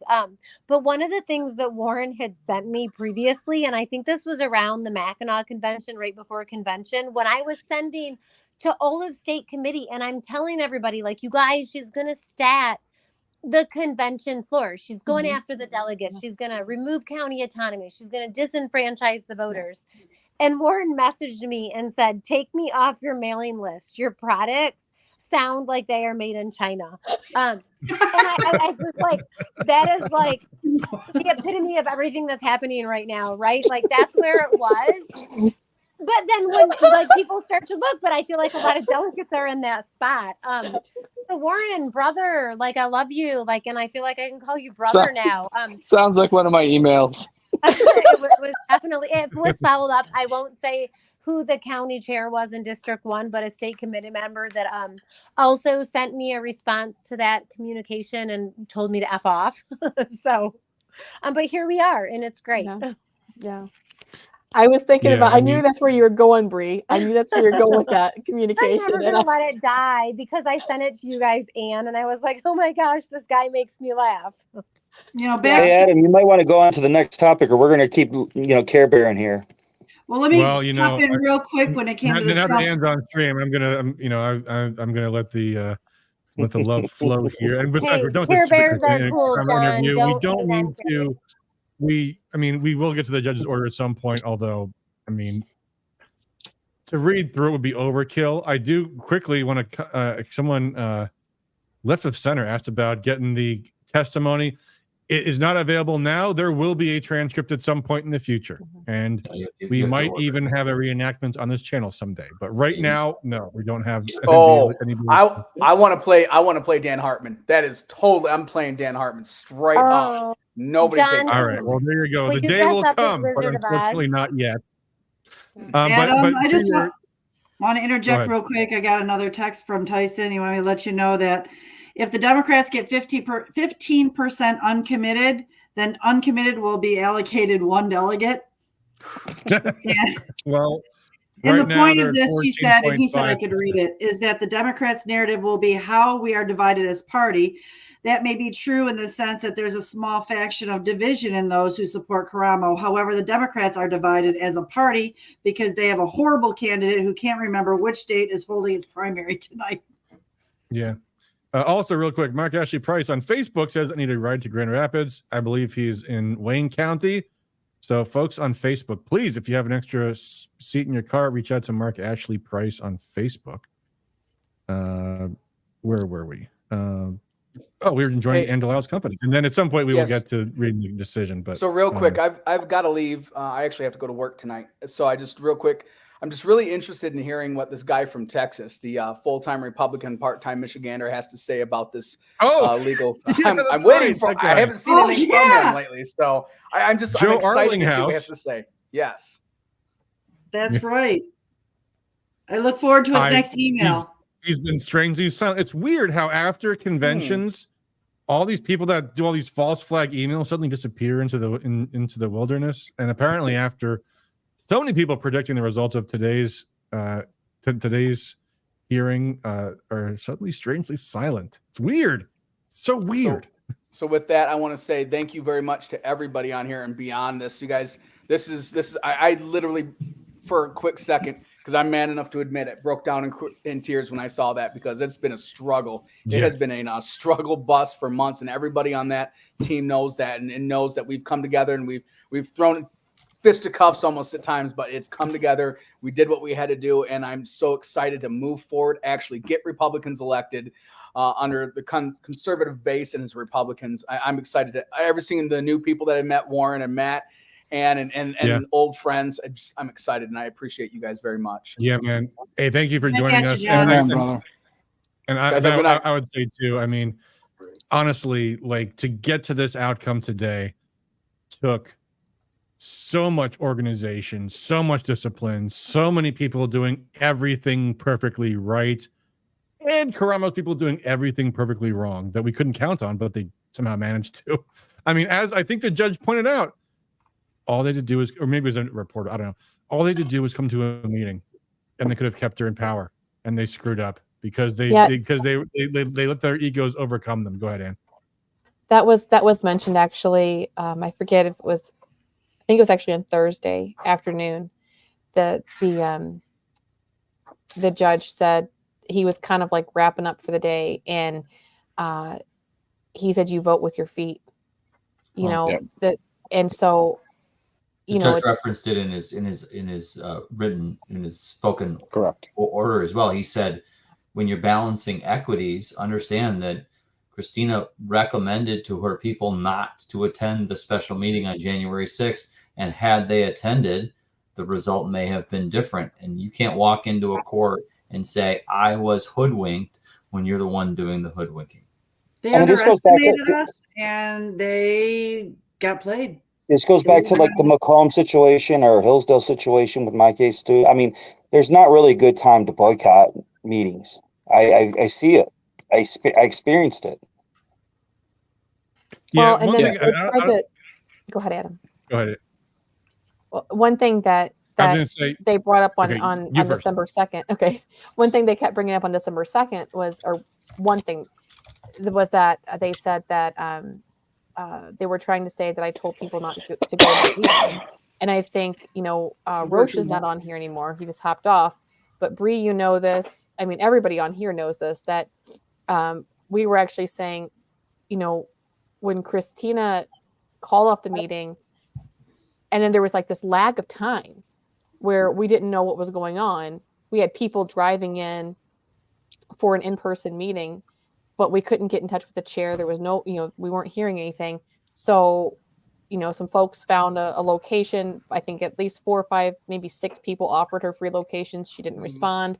Yeah. So then we said, that's when we started making phone calls as the district chairs and saying, this is important. We need to meet in person. They want to talk about the Kalamazoo conflict and these other things. These are in-person conversations.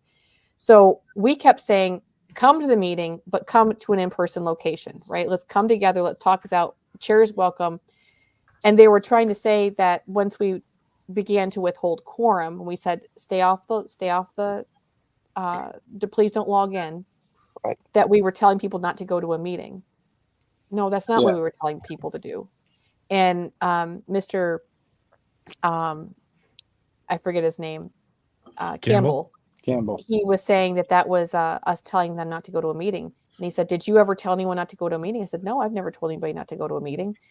And he asked me several times. I said, no. And then he said, Your Honor, I have got video evidence. And I said, Your Honor, that was a procedural maneuver. I said, we were trying to withhold quorum. And then I added, I said, we were begging Kristina to talk to us so that we could control our own mute buttons so we could participate in the meeting. And, that's huge. That's not telling somebody not to go to a meeting. Kristina actually, and you can look at we've got like 5 or 6 emails saying, go to the meeting, participate, but this is what we're going to do. We're going to try withhold quorum.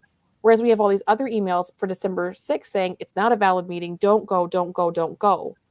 It's like there's a huge difference between those two. On top of it, Ann, on top of that, they kept doubling on with like bigger decisions, like let's take over Kalamazoo, let's put out these resolutions. It was they're doing worse stuff as they're moving forward, as they're losing control.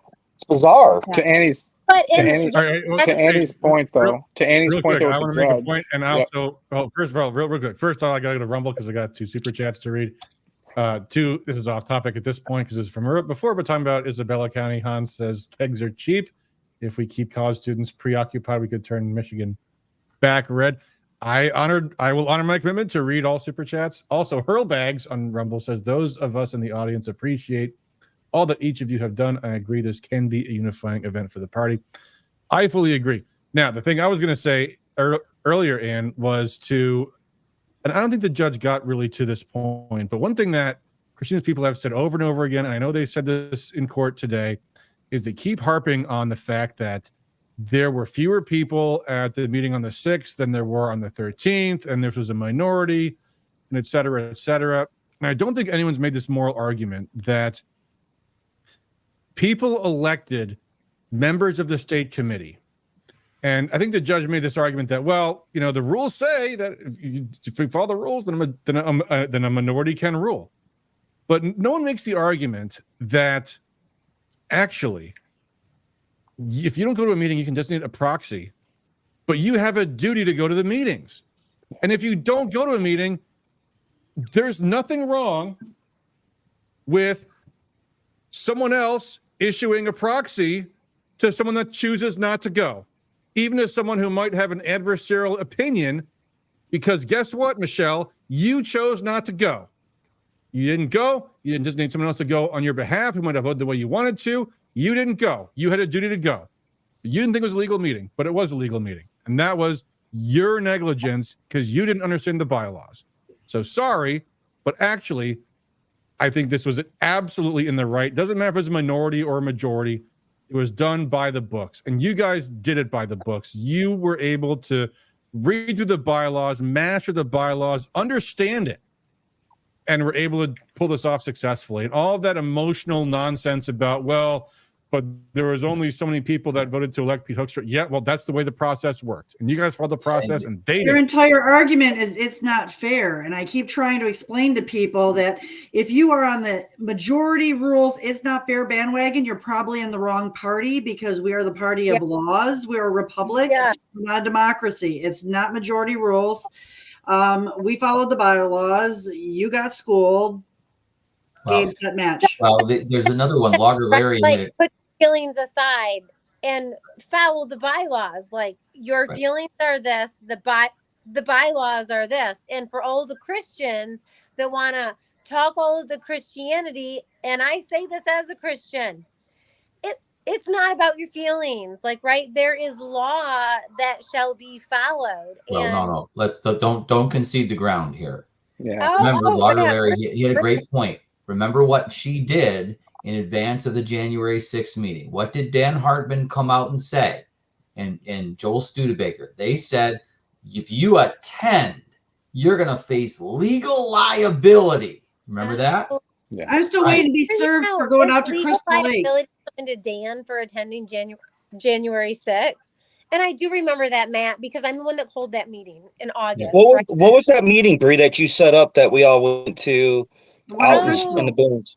And in August, the one that they kept claiming was like a coup to remove her. That was the meeting in which we had discussed 4 resolutions that would have brought resolve to all of these discrepancies that are taking place right now. It had nothing to do with Warren, as Pete is chair, if damn near half of his party was telling him there's a problem and going out and meeting in the boons, do you think Pete would address that?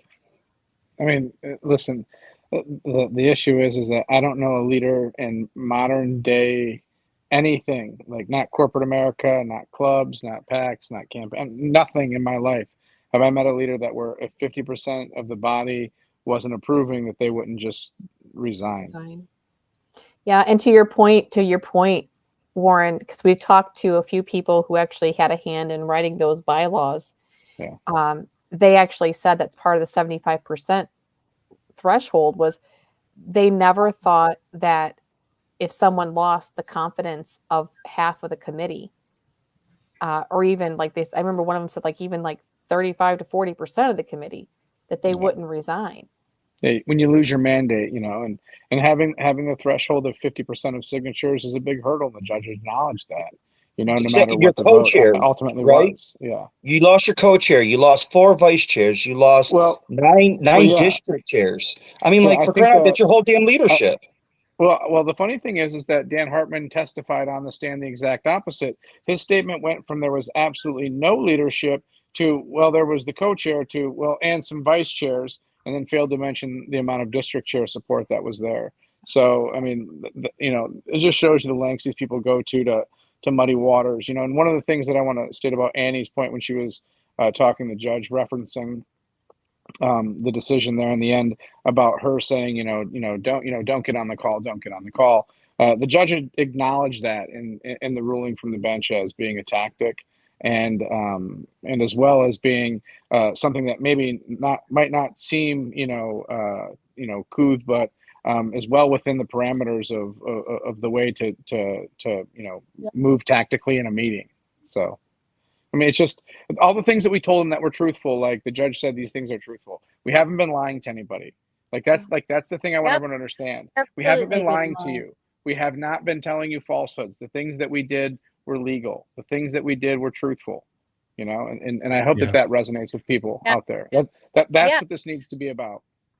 It is. And Warren, just to speak on that, as a body, the body has the right to deny quorum. And by doing that, it's completely within the acceptable grounds of the body, right? If your body is at that point and they don't want to go through and have that meeting. But one thing that people aren't addressing that I really would like to bring forward is in collecting those petition signatures, keep in mind that 54 persons signed those petitions to call the vote. We had a whip list, folks. And Ann, you and I know this, right? Because we were the backbone on this and we struggled at times, both Ann and I will tell all of you, even from the people on our team, we were under essentially sort of an attack because we weren't disclosing this information and sharing, the numbers and where we were. And you're a woman of your word, Bree. And we were though, but right. And this was part of the duty though. I wasn't going to tell people who actually had signed the petition signature.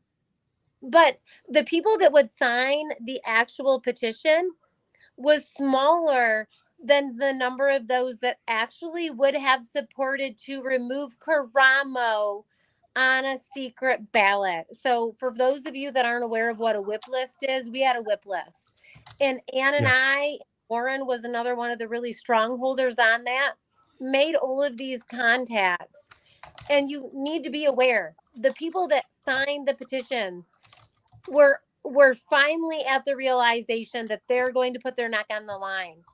That does not include the number of persons that were ready to sign the actual ballot to remove her. And that's much different. And I'm going to say this without naming the person, but that even includes particular vice chairs that were ready to not see her in that position anymore, but they wouldn't sign the petition.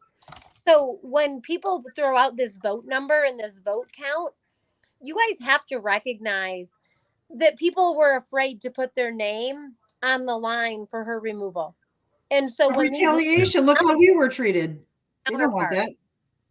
But they didn't. Why not? Because your head was put on the chopping block, right? Look at all of the people that brought things forward and said something, and what happened. Warren said it. It was a personal character assassination that was brought upon us for putting all of this information forward. I completely I'm a Satanist. Wouldn't sign those petitions because of that reason. But the number of people that were ready to sign the ballot to remove her on a secret ballot was much larger, like this much larger. We're talking over 2/3 of the committee versus those that would put it on the actual petition. So what we see right now in those numbers, I'm telling you right now, folks, that is not representative of the way the actual vote was going to go down. You guys were absolutely courageous in taking the lead on this, and others on the state committee. I mean, some finally came around, and some to the end were complete cowards. They're not. I think their biggest lie. Just underscore this. I mean, one sec, John. Just underscore this. I mean, it is tough. I mean, I'm an executive committee member in my county party. To go to folks and say, "Hey, so and so's got to be removed." I mean, you're inviting a very awkward conversation every single time, and the notion of getting 50 plus people to sign that petition. I mean, that was an extraordinary amount of effort. Every bit of it inviting rumors, lies, deceptions, enemies, people signing the thing and saying, hey, people saying all kinds of stuff behind your back. The courage it took to go through all of that, and especially to Anne to then see this all through in a long time cross-examination over multiple days in court is, I mean, you're my hero, Anne. And to a great extent Bree as well, because that is an extremely hard thing to do, and to be opposed by people throughout the state, these Karamo supporters who are little more than tourists in the conservative movement, these come latelys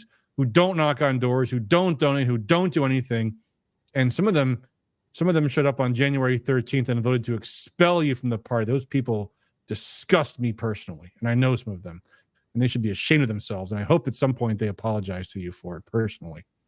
You know, I'm enemy number one in Macomb County, and I'll do it again.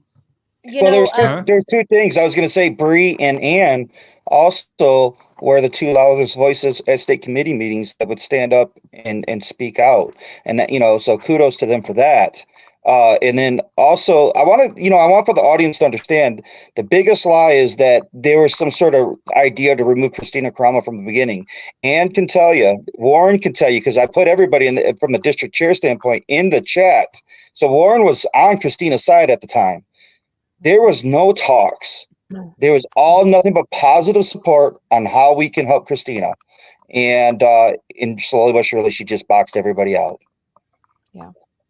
Yeah, and it was and everybody hit everybody had that realization that something is wrong at a different point. But I will say, everyone wanted everything to work out well.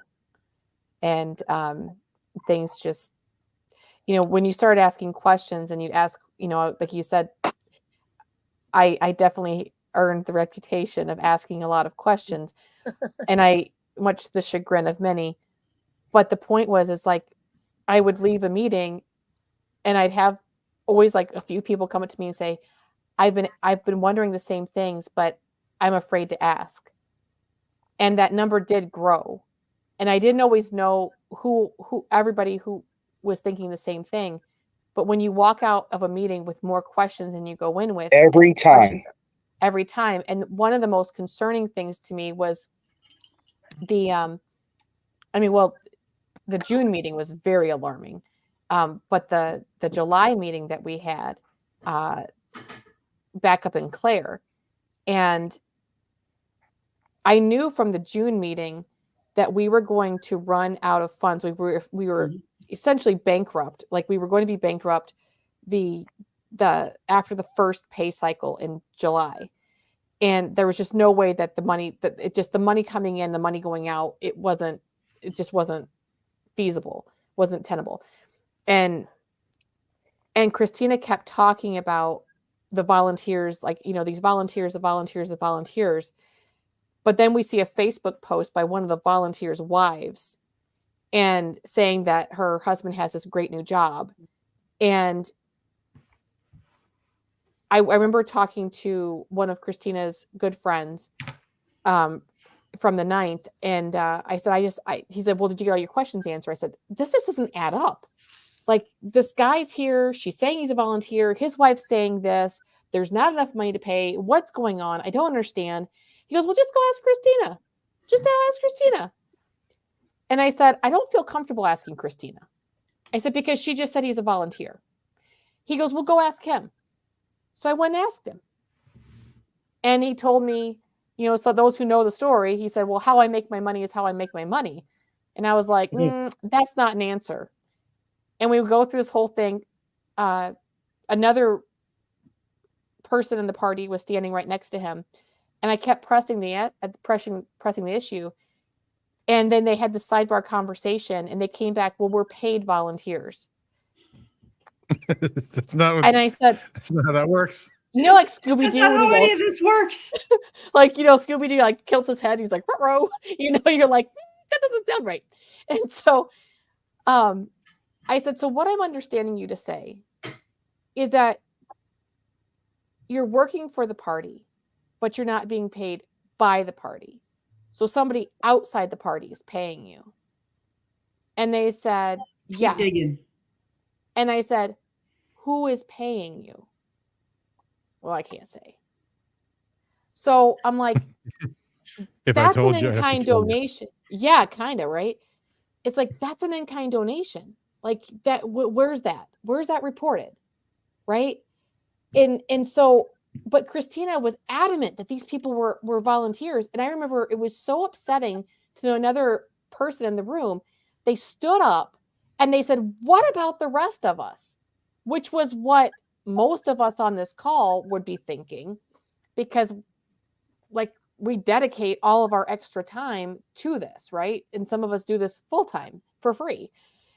And it was just like, oh my gosh, like this is, so that was really a point for me where I was like, something is drastically wrong. And then there was leaks and other leaks and more leaks, and all the puzzle pieces just started fitting together. And it's like, yeah, we've got problems right here in River City, folks. So hey Adam, before we leave the show, can I give one shout out to? Hey, we're not leaving the show just yet, John. No, hold on. In fact, I want to. We still got to go over the testament. Well, one shout out to the only politician that seemed to care about our party through the whole time was John Lindsay. Senator John Lindsay's been great. Yes, I'll give a shout out to the Lindsay. December I'll meeting, give I an believe, absolute shout out maybe to in the Lindsay. January 6th meeting. He was there Good for him. January 6th. Yeah, he gave an awesome speech. We didn't do what he wanted, but Well, but hold on. Tom Coons from District 2. Let me just be clear. Tom Coons had wanted to know if he could sign the petition to call the vote to remove Karamo. And I said, well, while I appreciate that, unfortunately, he's not a state committee member. He said, well, can I still sign it to show my support so that we can just call this vote? So we did have a legislator. That's right. Correct. Yeah. So let's point out also that he did that. Good, bad, or indifferent. It was necessary to call the vote just to put it to rest, right? Mm-hmm. Yeah. And hold on, I got you some chats real quick. Shane, if you want to read this comment, come on the stream. You got the link to it, buddy. I'm not going to read that long ass thing. Some people complaining about time. Mark Ashley Price says, I'm getting sleepy and a good time roasting Haley. Well, because there's a stream tomorrow, buddy. It's on YouTube, it's on Rumble, it's on Facebook. Patty says, are you going to talk about the judge at all? Just continue this. It's 10:53 p.m. Patty, you're going to join us on the stream.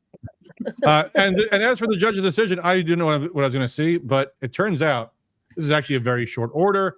It is not the full recitation of his reasoning that I thought it might be. It's literally just him issuing the order. But here's what it says. This order prohibits Ms. Karamo or any other person acting for or on her behalf from 1, holding herself out as chair of the Michigan Republican State Committee in person to the media or on social media. 2, calling any meeting of the Michigan Republican State Committee. 3, conducting or attempting to conduct any business in the name of the Michigan Republican State Committee or the Michigan Republican Party, or just MyGOP. 4, accessing any postal boxes held in the name of the Michigan Republican State Committee or the Michigan Republican Party. 5, accessing any bank accounts held in the name of the Michigan Republican State Committee or the Michigan Republican Party. 6, filing or causing to be filed any reports or other documentation required by state or federal campaign finance or election law. And 7, engaging in any communication, including on social media, that purports to be issued on behalf of the Michigan Republican State Committee or Michigan Republican Party. This order is effective immediately and has retroactive application to any actions after January 6th, 2024 by Ms. Karamo purporting to act as chair, thereby invalidating all of those other meetings, well, those 2 other meetings. The trial date of June 10th, 2024 remains. It is so ordered. This is not final order, and this does not close the case. Honorable Judge J. Joseph Rossi, Circuit Court Judge. There it is, folks. And there also, by the way, in the caption is the name of the attorneys, in case people didn't know. Dan Hartman, Donald Campbell, and Kelly Howard, who was also the attorney in the Kalamazoo case. They are the 3 attorneys representing Kristina Karamo, defendant. I'm sure they won't be expensive. And of course, for the So, plaintiffs, you have Jonathan Lauterbach, Troy Cummings, and Catherine Boothright. And we don't have to pay for that. Can Yeah. we just we've talked a lot about all of us and how we got there. Can we please thank the attorneys, both Troy, like for all of his diligent work in dealing with all of us crazy people during this time, and then Jonathan for a masterful job on cross today. Really like cutting legs out of arguments. Like our lawyers did an excellent job. I can't state that enough. You know, a preliminary injunction's a high bar, and they killed it. Well, Yeah. I mean, Troy's been working on this since what? September, October? No, I started discussing this with Troy the second I got off the phone call from Mackinac. So like September. from the very beginning of September. And then I retained him as services towards the end of September when we really started ramping up the media messaging about letting people know what really happened. It's funny because I remember I got a call from a Karamo supporter named Oscar Barden, and this was before Mackinac. And she said, "I know you're a neutral person. Please just give Karamo, Kristina, until Mackinac." I was like, "Sure, okay." And I had said it from the get-go. I was like, Kristina Karamo is not qualified to be state chair. This is not going to go well. I don't disrespect her or hate her, but I mean, it's like watching someone trying to perform brain surgery on a street corner. You hope they succeed, but they're not going to. But I kept my mouth shut during the whole period there, and then Mackinac happened, and then all of a sudden, people started speaking out, including myself. The sad thing is, anybody who hasn't been to Mackinac before doesn't realize what they missed this year and what it could have been. Yeah, I mean, I remember potentially being the best Mackinac in the history of Mackinac, and I don't care what they say about any infiltration, anybody trying to blow Mackinac, they blew Mackinac.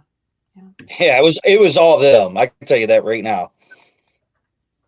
Yeah, I remember going down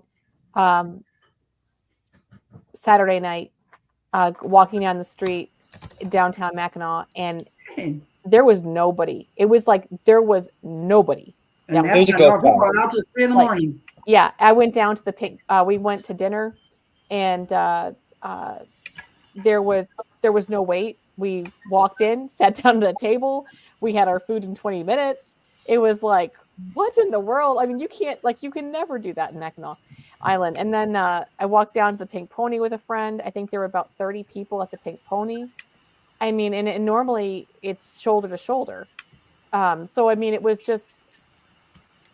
eerie how desolate it was. I had one of my state committee members drove to the island on Saturday, called on their way. They were about an hour out, and they called the Bicycle Inn, and the Bicycle Inn gave them a room at 50% off because they wanted to sell the room. And I was a little jealous about that because I did pay full price. But it was just like, it was a presidential year. It was a presidential year. Yeah, I lost half of my deposit. I canceled. Yeah. Hey, these Shane, welcome. Sorry for leaving you in the off. waiting room for so long. Hey, Shane. Oh, hi there. Hey, Shane. Yep. Nice Hey, to you see guys talk for a moment. I need to drop off for just a moment. I'll be right back. Yeah, I want to just I put a rant in the chat. I just wanted to. John brought up that there had been there was no concerted effort from the beginning to oust Kristina. Erdo made one statement on TV. Give me a break. But there had been people who were extremely pissed at Kristina from the get-go because of what happened at convention. The way she Pied Pipered everyone, the ways that she cynically lied to everyone, that she exploited all the new delegates who didn't have any institutional knowledge. They didn't know how the system worked. She told them that, I'm going to raise $50 million from small businesses, a total fantasy, lying through her teeth. And people who had been around, people who knew what she was doing, were very pissed at her about that. So if anyone had the knives out from day one, it wasn't because they wanted to sabotage her or they had malice. It was because they knew that, she had manipulated all these people, and now those people are going to be disenfranchised. They're probably going to still show up to Detroit, and they're going to have they're going to think like that their rights were taken away from them, because it's all been a part of this con job. And a lot of those people are good people, and they're going to never want anything to do with the process again. And that is tragic. And that's what makes Kristina one of the worst leaders in political history. Well, I mean, Shane, we had this conversation at my convention. A gentleman stood up and said, I feel hoodwinked. And I looked him in the eye and I said, you should. The person who told you to make yourself a precinct delegate, to be honest, most precinct delegates don't face a competitive election. And then you can walk into this meeting, raise your hand and say point of order, and throw things out, throw leaders off and do all those things. Whoever told you that lied to you. So you should feel hoodwinked. Now, my question to you, sir, is who lied to you? You didn't want to say it because there's other people in the room. There was a lot of Christian nationalists that left JD, that left Billy Putman, and they went over to Kristina, and they were Jasmine Early falling on her knees, crying to God, holding a sign of Kristina Karamo. And it's bizarre. My friend looked over to me and she was like, do you think religion is dangerous in the party? And I was like, no, we'll be all right. Nice to see you, Eric. Eric was one of the gentlemen who was framed in the Whitmer kidnapping deal. So cool to have you on here. Yeah, Eric's awesome. Great event, Shane, by the way. Well, who's taking the lead since Adam's gone here, guys? I'm back. Well, I think that did you guys see Jonathan Lindsay's? Did you see Senator Lindsay's comment? Yeah. Yeah. I did. Yeah. That was a good comment. Best snack ever. No lines, dinner whatever we wanted. No competition. So yeah. No need to go up to the Grand Hotel. You can sleep at home. Yeah, I mean, it's funny because that was one of their big narratives was, oh, what a successful Mackinac Commons we had thanks to because there was no Jim alcohol. Caruso. So I just wanted to know, like, if you were a private investigator, how easy would it have been to investigate somebody on the island? Because how many other people had a private investigator investigating them on the island? Anybody? And what about you? Hashtag Bree. What? Not everybody had a PI on them? Man, that's unfortunate. Just wait for it. You guys will love it. Adam, I'll get in hold of you about him. Hey, Left of Center, Michigan says, Shane, have you listened to the Michigan Plot podcast? And Whitmer kidnapping guys are absolutely framed to shame, also gross abuse of the First Amendment.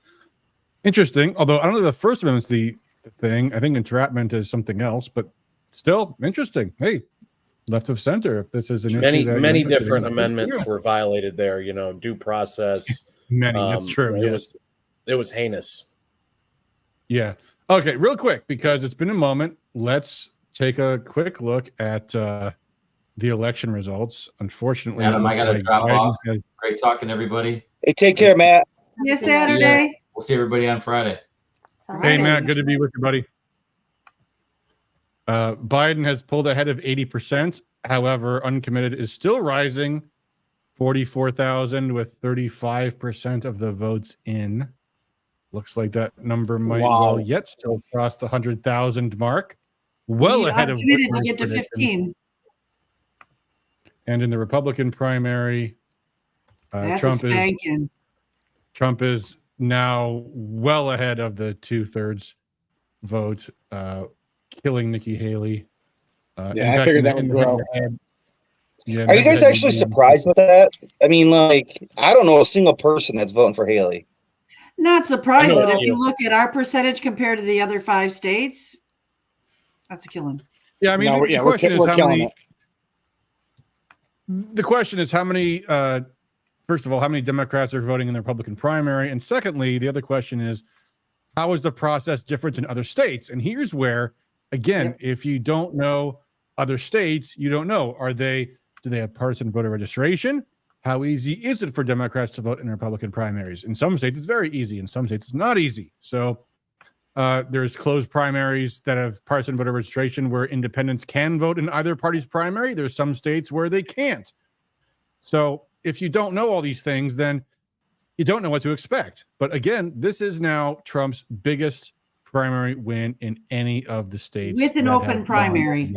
And 9 days early voting. Open primary. And he's still which means in the closed primary states coming up on Super Tuesday, Nikki Haley is going to get absolutely destroyed. And I've long since lost it, but I think somewhere in the chat long ago somebody asked about what's Haley's game plan here. Her game plan is to spend money and build up her her reputation among the globalists so that she can, write a book someday and get a job. She'll at she'll CNN get or a book. something. She'll go on Fox News or CNN and be the token, good Contributor. conservative who'll talk against Trump. And it's just the same old scam that all these people do every 4 years. Yeah, Jonathan, am I the one that wrote in Kristina For the Democrat Party? I'm sorry, did I say that out loud? Yeah, exactly. Well, Yeah, I'm gonna First Amendment in terms of, and by the way, folks, I mean, I don't know, I don't know who left of center is, don't know who this person is, but prior to the last few years, Democrats actually, a good segment of them did understand the FBI is not their friend. Like there was this, whole COINTELPRO operation against all kinds of left-wing movements. The Black Panthers, the American Indian they were movement, against the man. Yeah. And they were against the man. Yeah, Rage Against the Machine. Exactly. Yeah. Before they were Rage for the Machine, they were Rage Against the Machine. So Correct. There is a constituency of Democrats that actually do care about civil liberties. They are a dying breed, but they still do exist. So if that's you, left of center, good for you. Mike Swope asks, what is going to happen at Huntington Kobo if Karamo is enjoined from using the MRP name? Can the venue still use Michigan Republican State They'll Convention? rebrand it. Good question. They'll rebrand it. Yeah. That's what I think is going to happen. It's going to be the Convention of Delegates. It's a retirement party. They probably won't call it that. But I expect first of all, the other thing is I expect Karamo's lieutenants will not understand that they might be bound by this decision. The way in the Hillsdale case, no offense, John, but some other parties were swept in by that decision.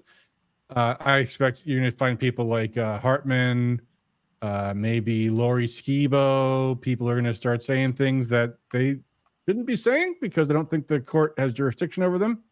What about someone like Ralph Rebrand? Ralph Rebrand? Hey, good question. Well, good question. I think that might be a tougher issue. Parliamentarian Ralph Rebrand. That's who you're talking about in that capacity. Oh, yes. Yes, he's an expert in parliamentary. Hey, Bernadette's going to see the light, right? We all know that. Oh, yeah, of course you will. I got to hop off, guys. Thank you so much, Adam. Take care, Warren. Yeah, have a good night. Thank you for joining us, Warren. Have a good night, guys. Thanks for everything. All right, bye-bye. Yep. And then there was and I didn't realize anyone was signing off as well, but there you go. I guess I'm now back in the top left here. But hey, Ralph Rebrand. Ralph Rebrand better be watching himself. I mean, he's gonna if he goes to Detroit, he hardlines this. I don't know. It doesn't matter where Ralph. He doesn't have a snowball's chance in Hades of even winning anyway. Right. Yeah. Yeah. I mean, it's so pathetic. I mean, I was thinking about doing like an email or talking about how when Tudor Dixon became the nominee, Ralph Rebrand's first thing after coming in last place was to challenge her own pick for lieutenant governor and confronting Shane Hernandez, the most conservative member among the most conservative members of the legislature. It's an awesome pick for lieutenant governor. He had the audacity to challenge Shane Hernandez for Tudor Dixon's lieutenant governor pick. I mean, Ralph's a great personally one-on-one. Ralph's an honest, good guy. He was way over his head as parliamentarian, though. I should never even put himself into that position. Oh, yeah. Let's have Center ask, how will, that's actually Stephanie Jacobson saying the Shane Hernandez thing still make, yeah, and me too, that's why I brought it up. Left of Center says, how will Kristina pay for Detroit just to cancel, right? Apparently, they have made a deposit that allows them to, I don't know, they're going to pay the rest of it. But hey, that's apparently Pete Hooksher's problem. And then she can pay back the party. And by the way, this actually may be a real issue because what if now Hooksher calls the Huntington tomorrow and says, hey, guess what? The event ain't happening. Keep the deposit. We're out. What you gonna do then? Who knows? Well, that's not Kristina. It's in her name. He probably wants to keep that going on purpose. I would bet you anything is in the name of the Michigan Republican Party. You think so? So, John, I you would think so. he wants to Why go on wouldn't it be? purpose so that it'll divide? There won't be a giant, crazy, messy fight in Grand Rapids? Is that what you mean? Yes. Yeah. It might be just easier to let that ride. Patty, you talking? If you want to come on the stream, Patty, you're welcome to, because I know who you're talking about. Sorry, John, go ahead. No, I was just gonna say. I mean, Pete might want that. Well, I guess it depends on cost of debt, if he captures that debt or not. But it might be better just to let that ride. If we're only going to be 2-3 days out, whatever it is, let that ride and let that mess go to Detroit. Let us finish up what we got to finish up here, and then we can kind of unite afterwards. Yeah, then as we get further away from the convention, it'll be more centered around Trump, and maybe there will be more unity, or at least so we can pause some of these fights and then focus on what's important and That's get back correct. to them after the election.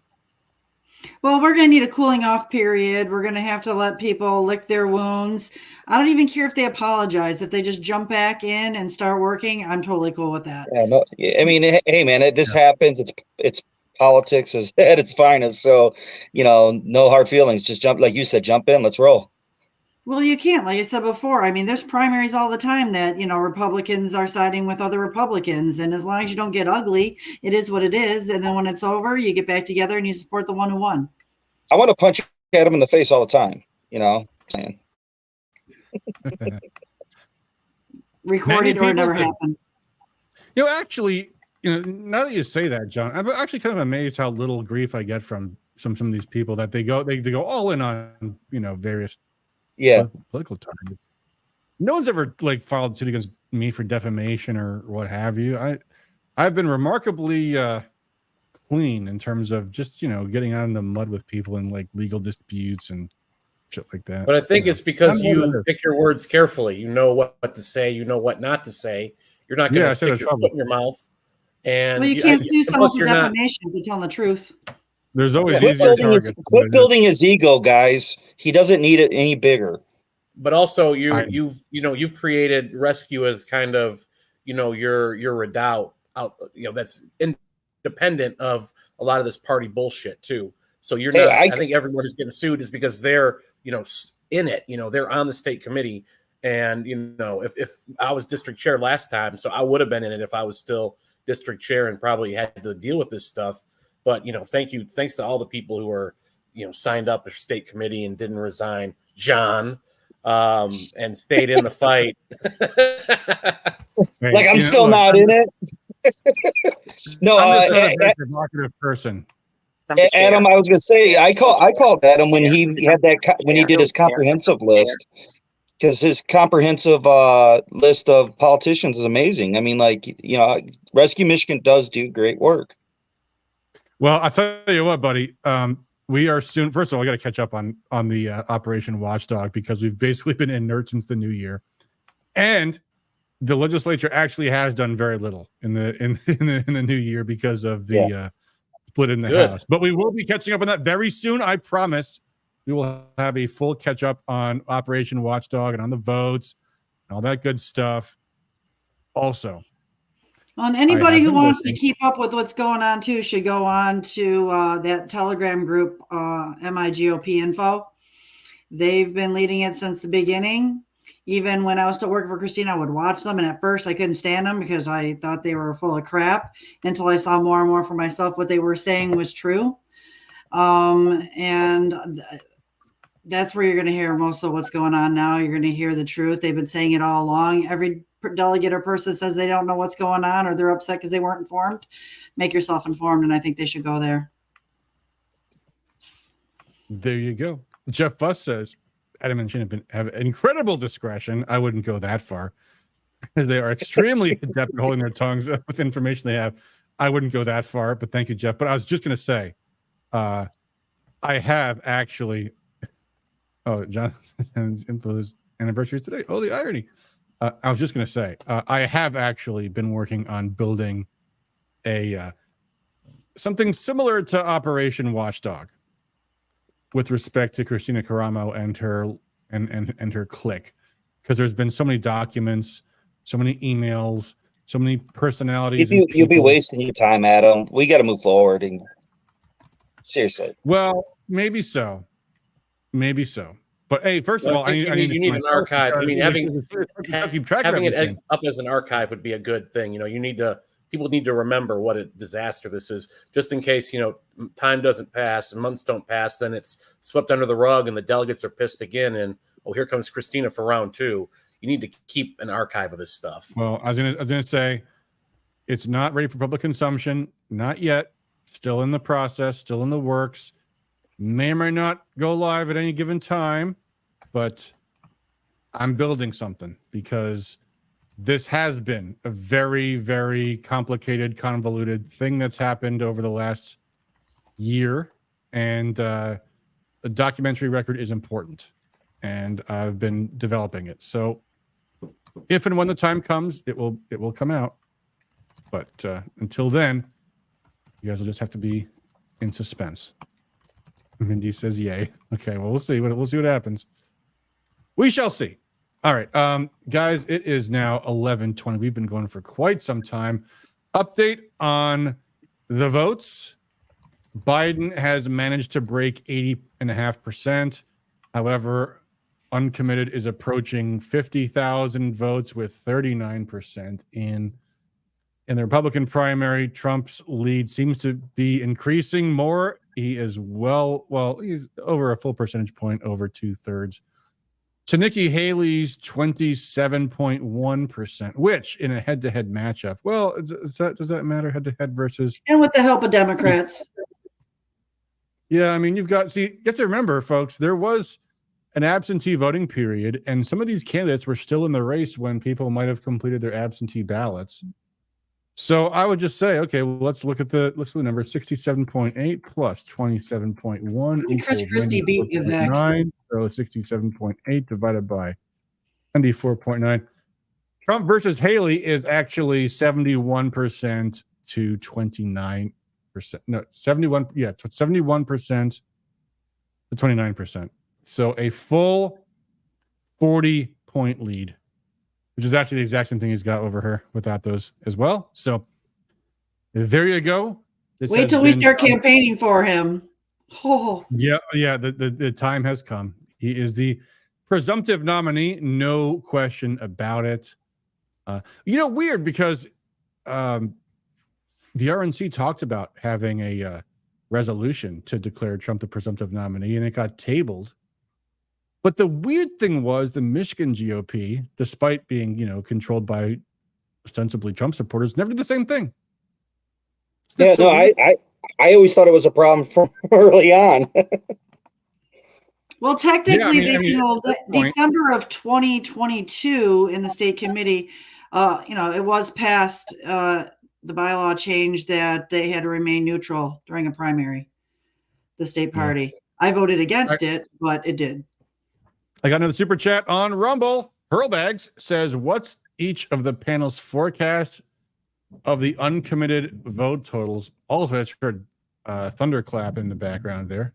Well, that Democrat one's on roll for 100,000. I'm going to. I mean, I'm a shitty bettor. I would just say, okay, what's what is it over under? What are we doing here? Is the Price is Right? Yeah, I'd say what's 49,613 divided by 0.4, and that number is. If you think about it, their uncommitted are worse because it's either they just don't like Joe Biden. Our uncommitteds, once it gets down, the rubber meets the road, and it's Trump or Biden, they're still going to go with Trump. This is just their vote of I don't like Trump, but eventually it'll be I don't like Biden more. My number, Hurlbags, for the Democrats is 124,000 votes for uncommitted. Yeah. There you go. What do you think, Shane? I zoned out. What the hell are you guys talking about? How many uncommitted votes do you think Biden's going to get by the time this is all in? I'd say Adam's got 120 something. 80,000. Dawn, where you at? I was reading a text. I guess I zoned out too. I'll go with what How many votes do you think Biden's going to get for how many uncommitted Democrat votes do you think we're going to see tonight? Or whenever the votes Where are we at as far as the amount in? 50,000 with 40%. I'll give them 65. I think it's going to be somewhere around 100,000. All right, so there you go. My number was 124. John says 100. Dawn, you said what? 60. Mine is like comparable to the one on The Price is Right. So okay, I will so go you're going low to be safe. Okay. 69,999. Because Do I win the showcase if I get the exact number? 69,999 for Dawn. And Shane, you said? I want that Acapulco vacation in the car. He said 80 something. 80,000. 80,000. John, didn't you say 80,000 something too? I said 100,000. I'll go 75. 124. John says 100. Shane says 80. Don says 69,999. There we go. Those are the predictions. We will see where we are at on our next live stream, which I have no idea when that will be. Probably later this same week, I think, just because. Well, you'll have to go live after Something's gotta convention. happen, right? Something has to happen later this week. But if nothing else, I mean, certainly.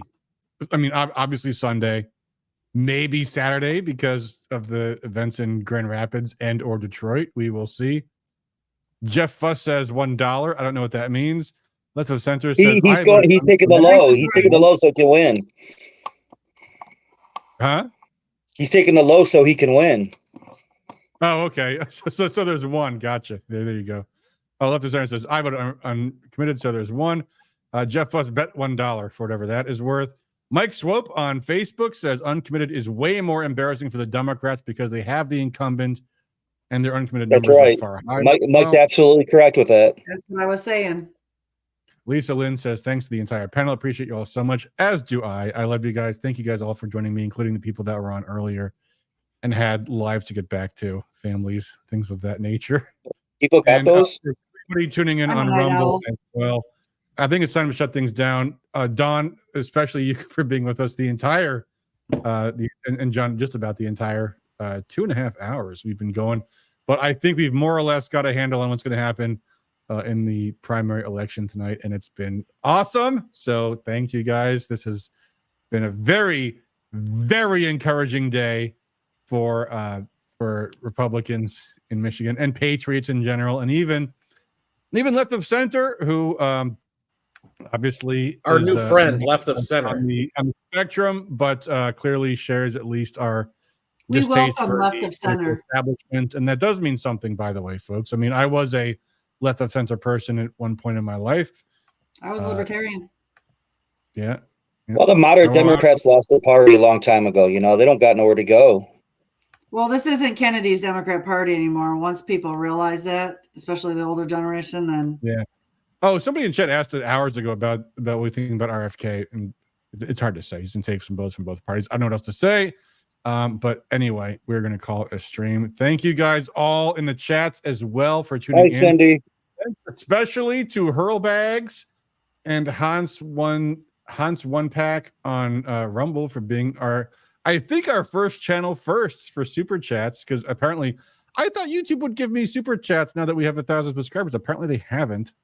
But for you guys that are actually donating, I'm gonna have to at some point figure out how I can actually collect those $1 donations that you gave us on Rumble. But thank you. I do appreciate it. We do appreciate all the support that we get and all of you guys for tuning in. So as always, thanks for all you guys do for liberty. To my panel, Don, John, Shane, and everyone that had to take off. Thanks to you as well. Until next time, thanks for all you guys do for liberty. Peace. good night, all.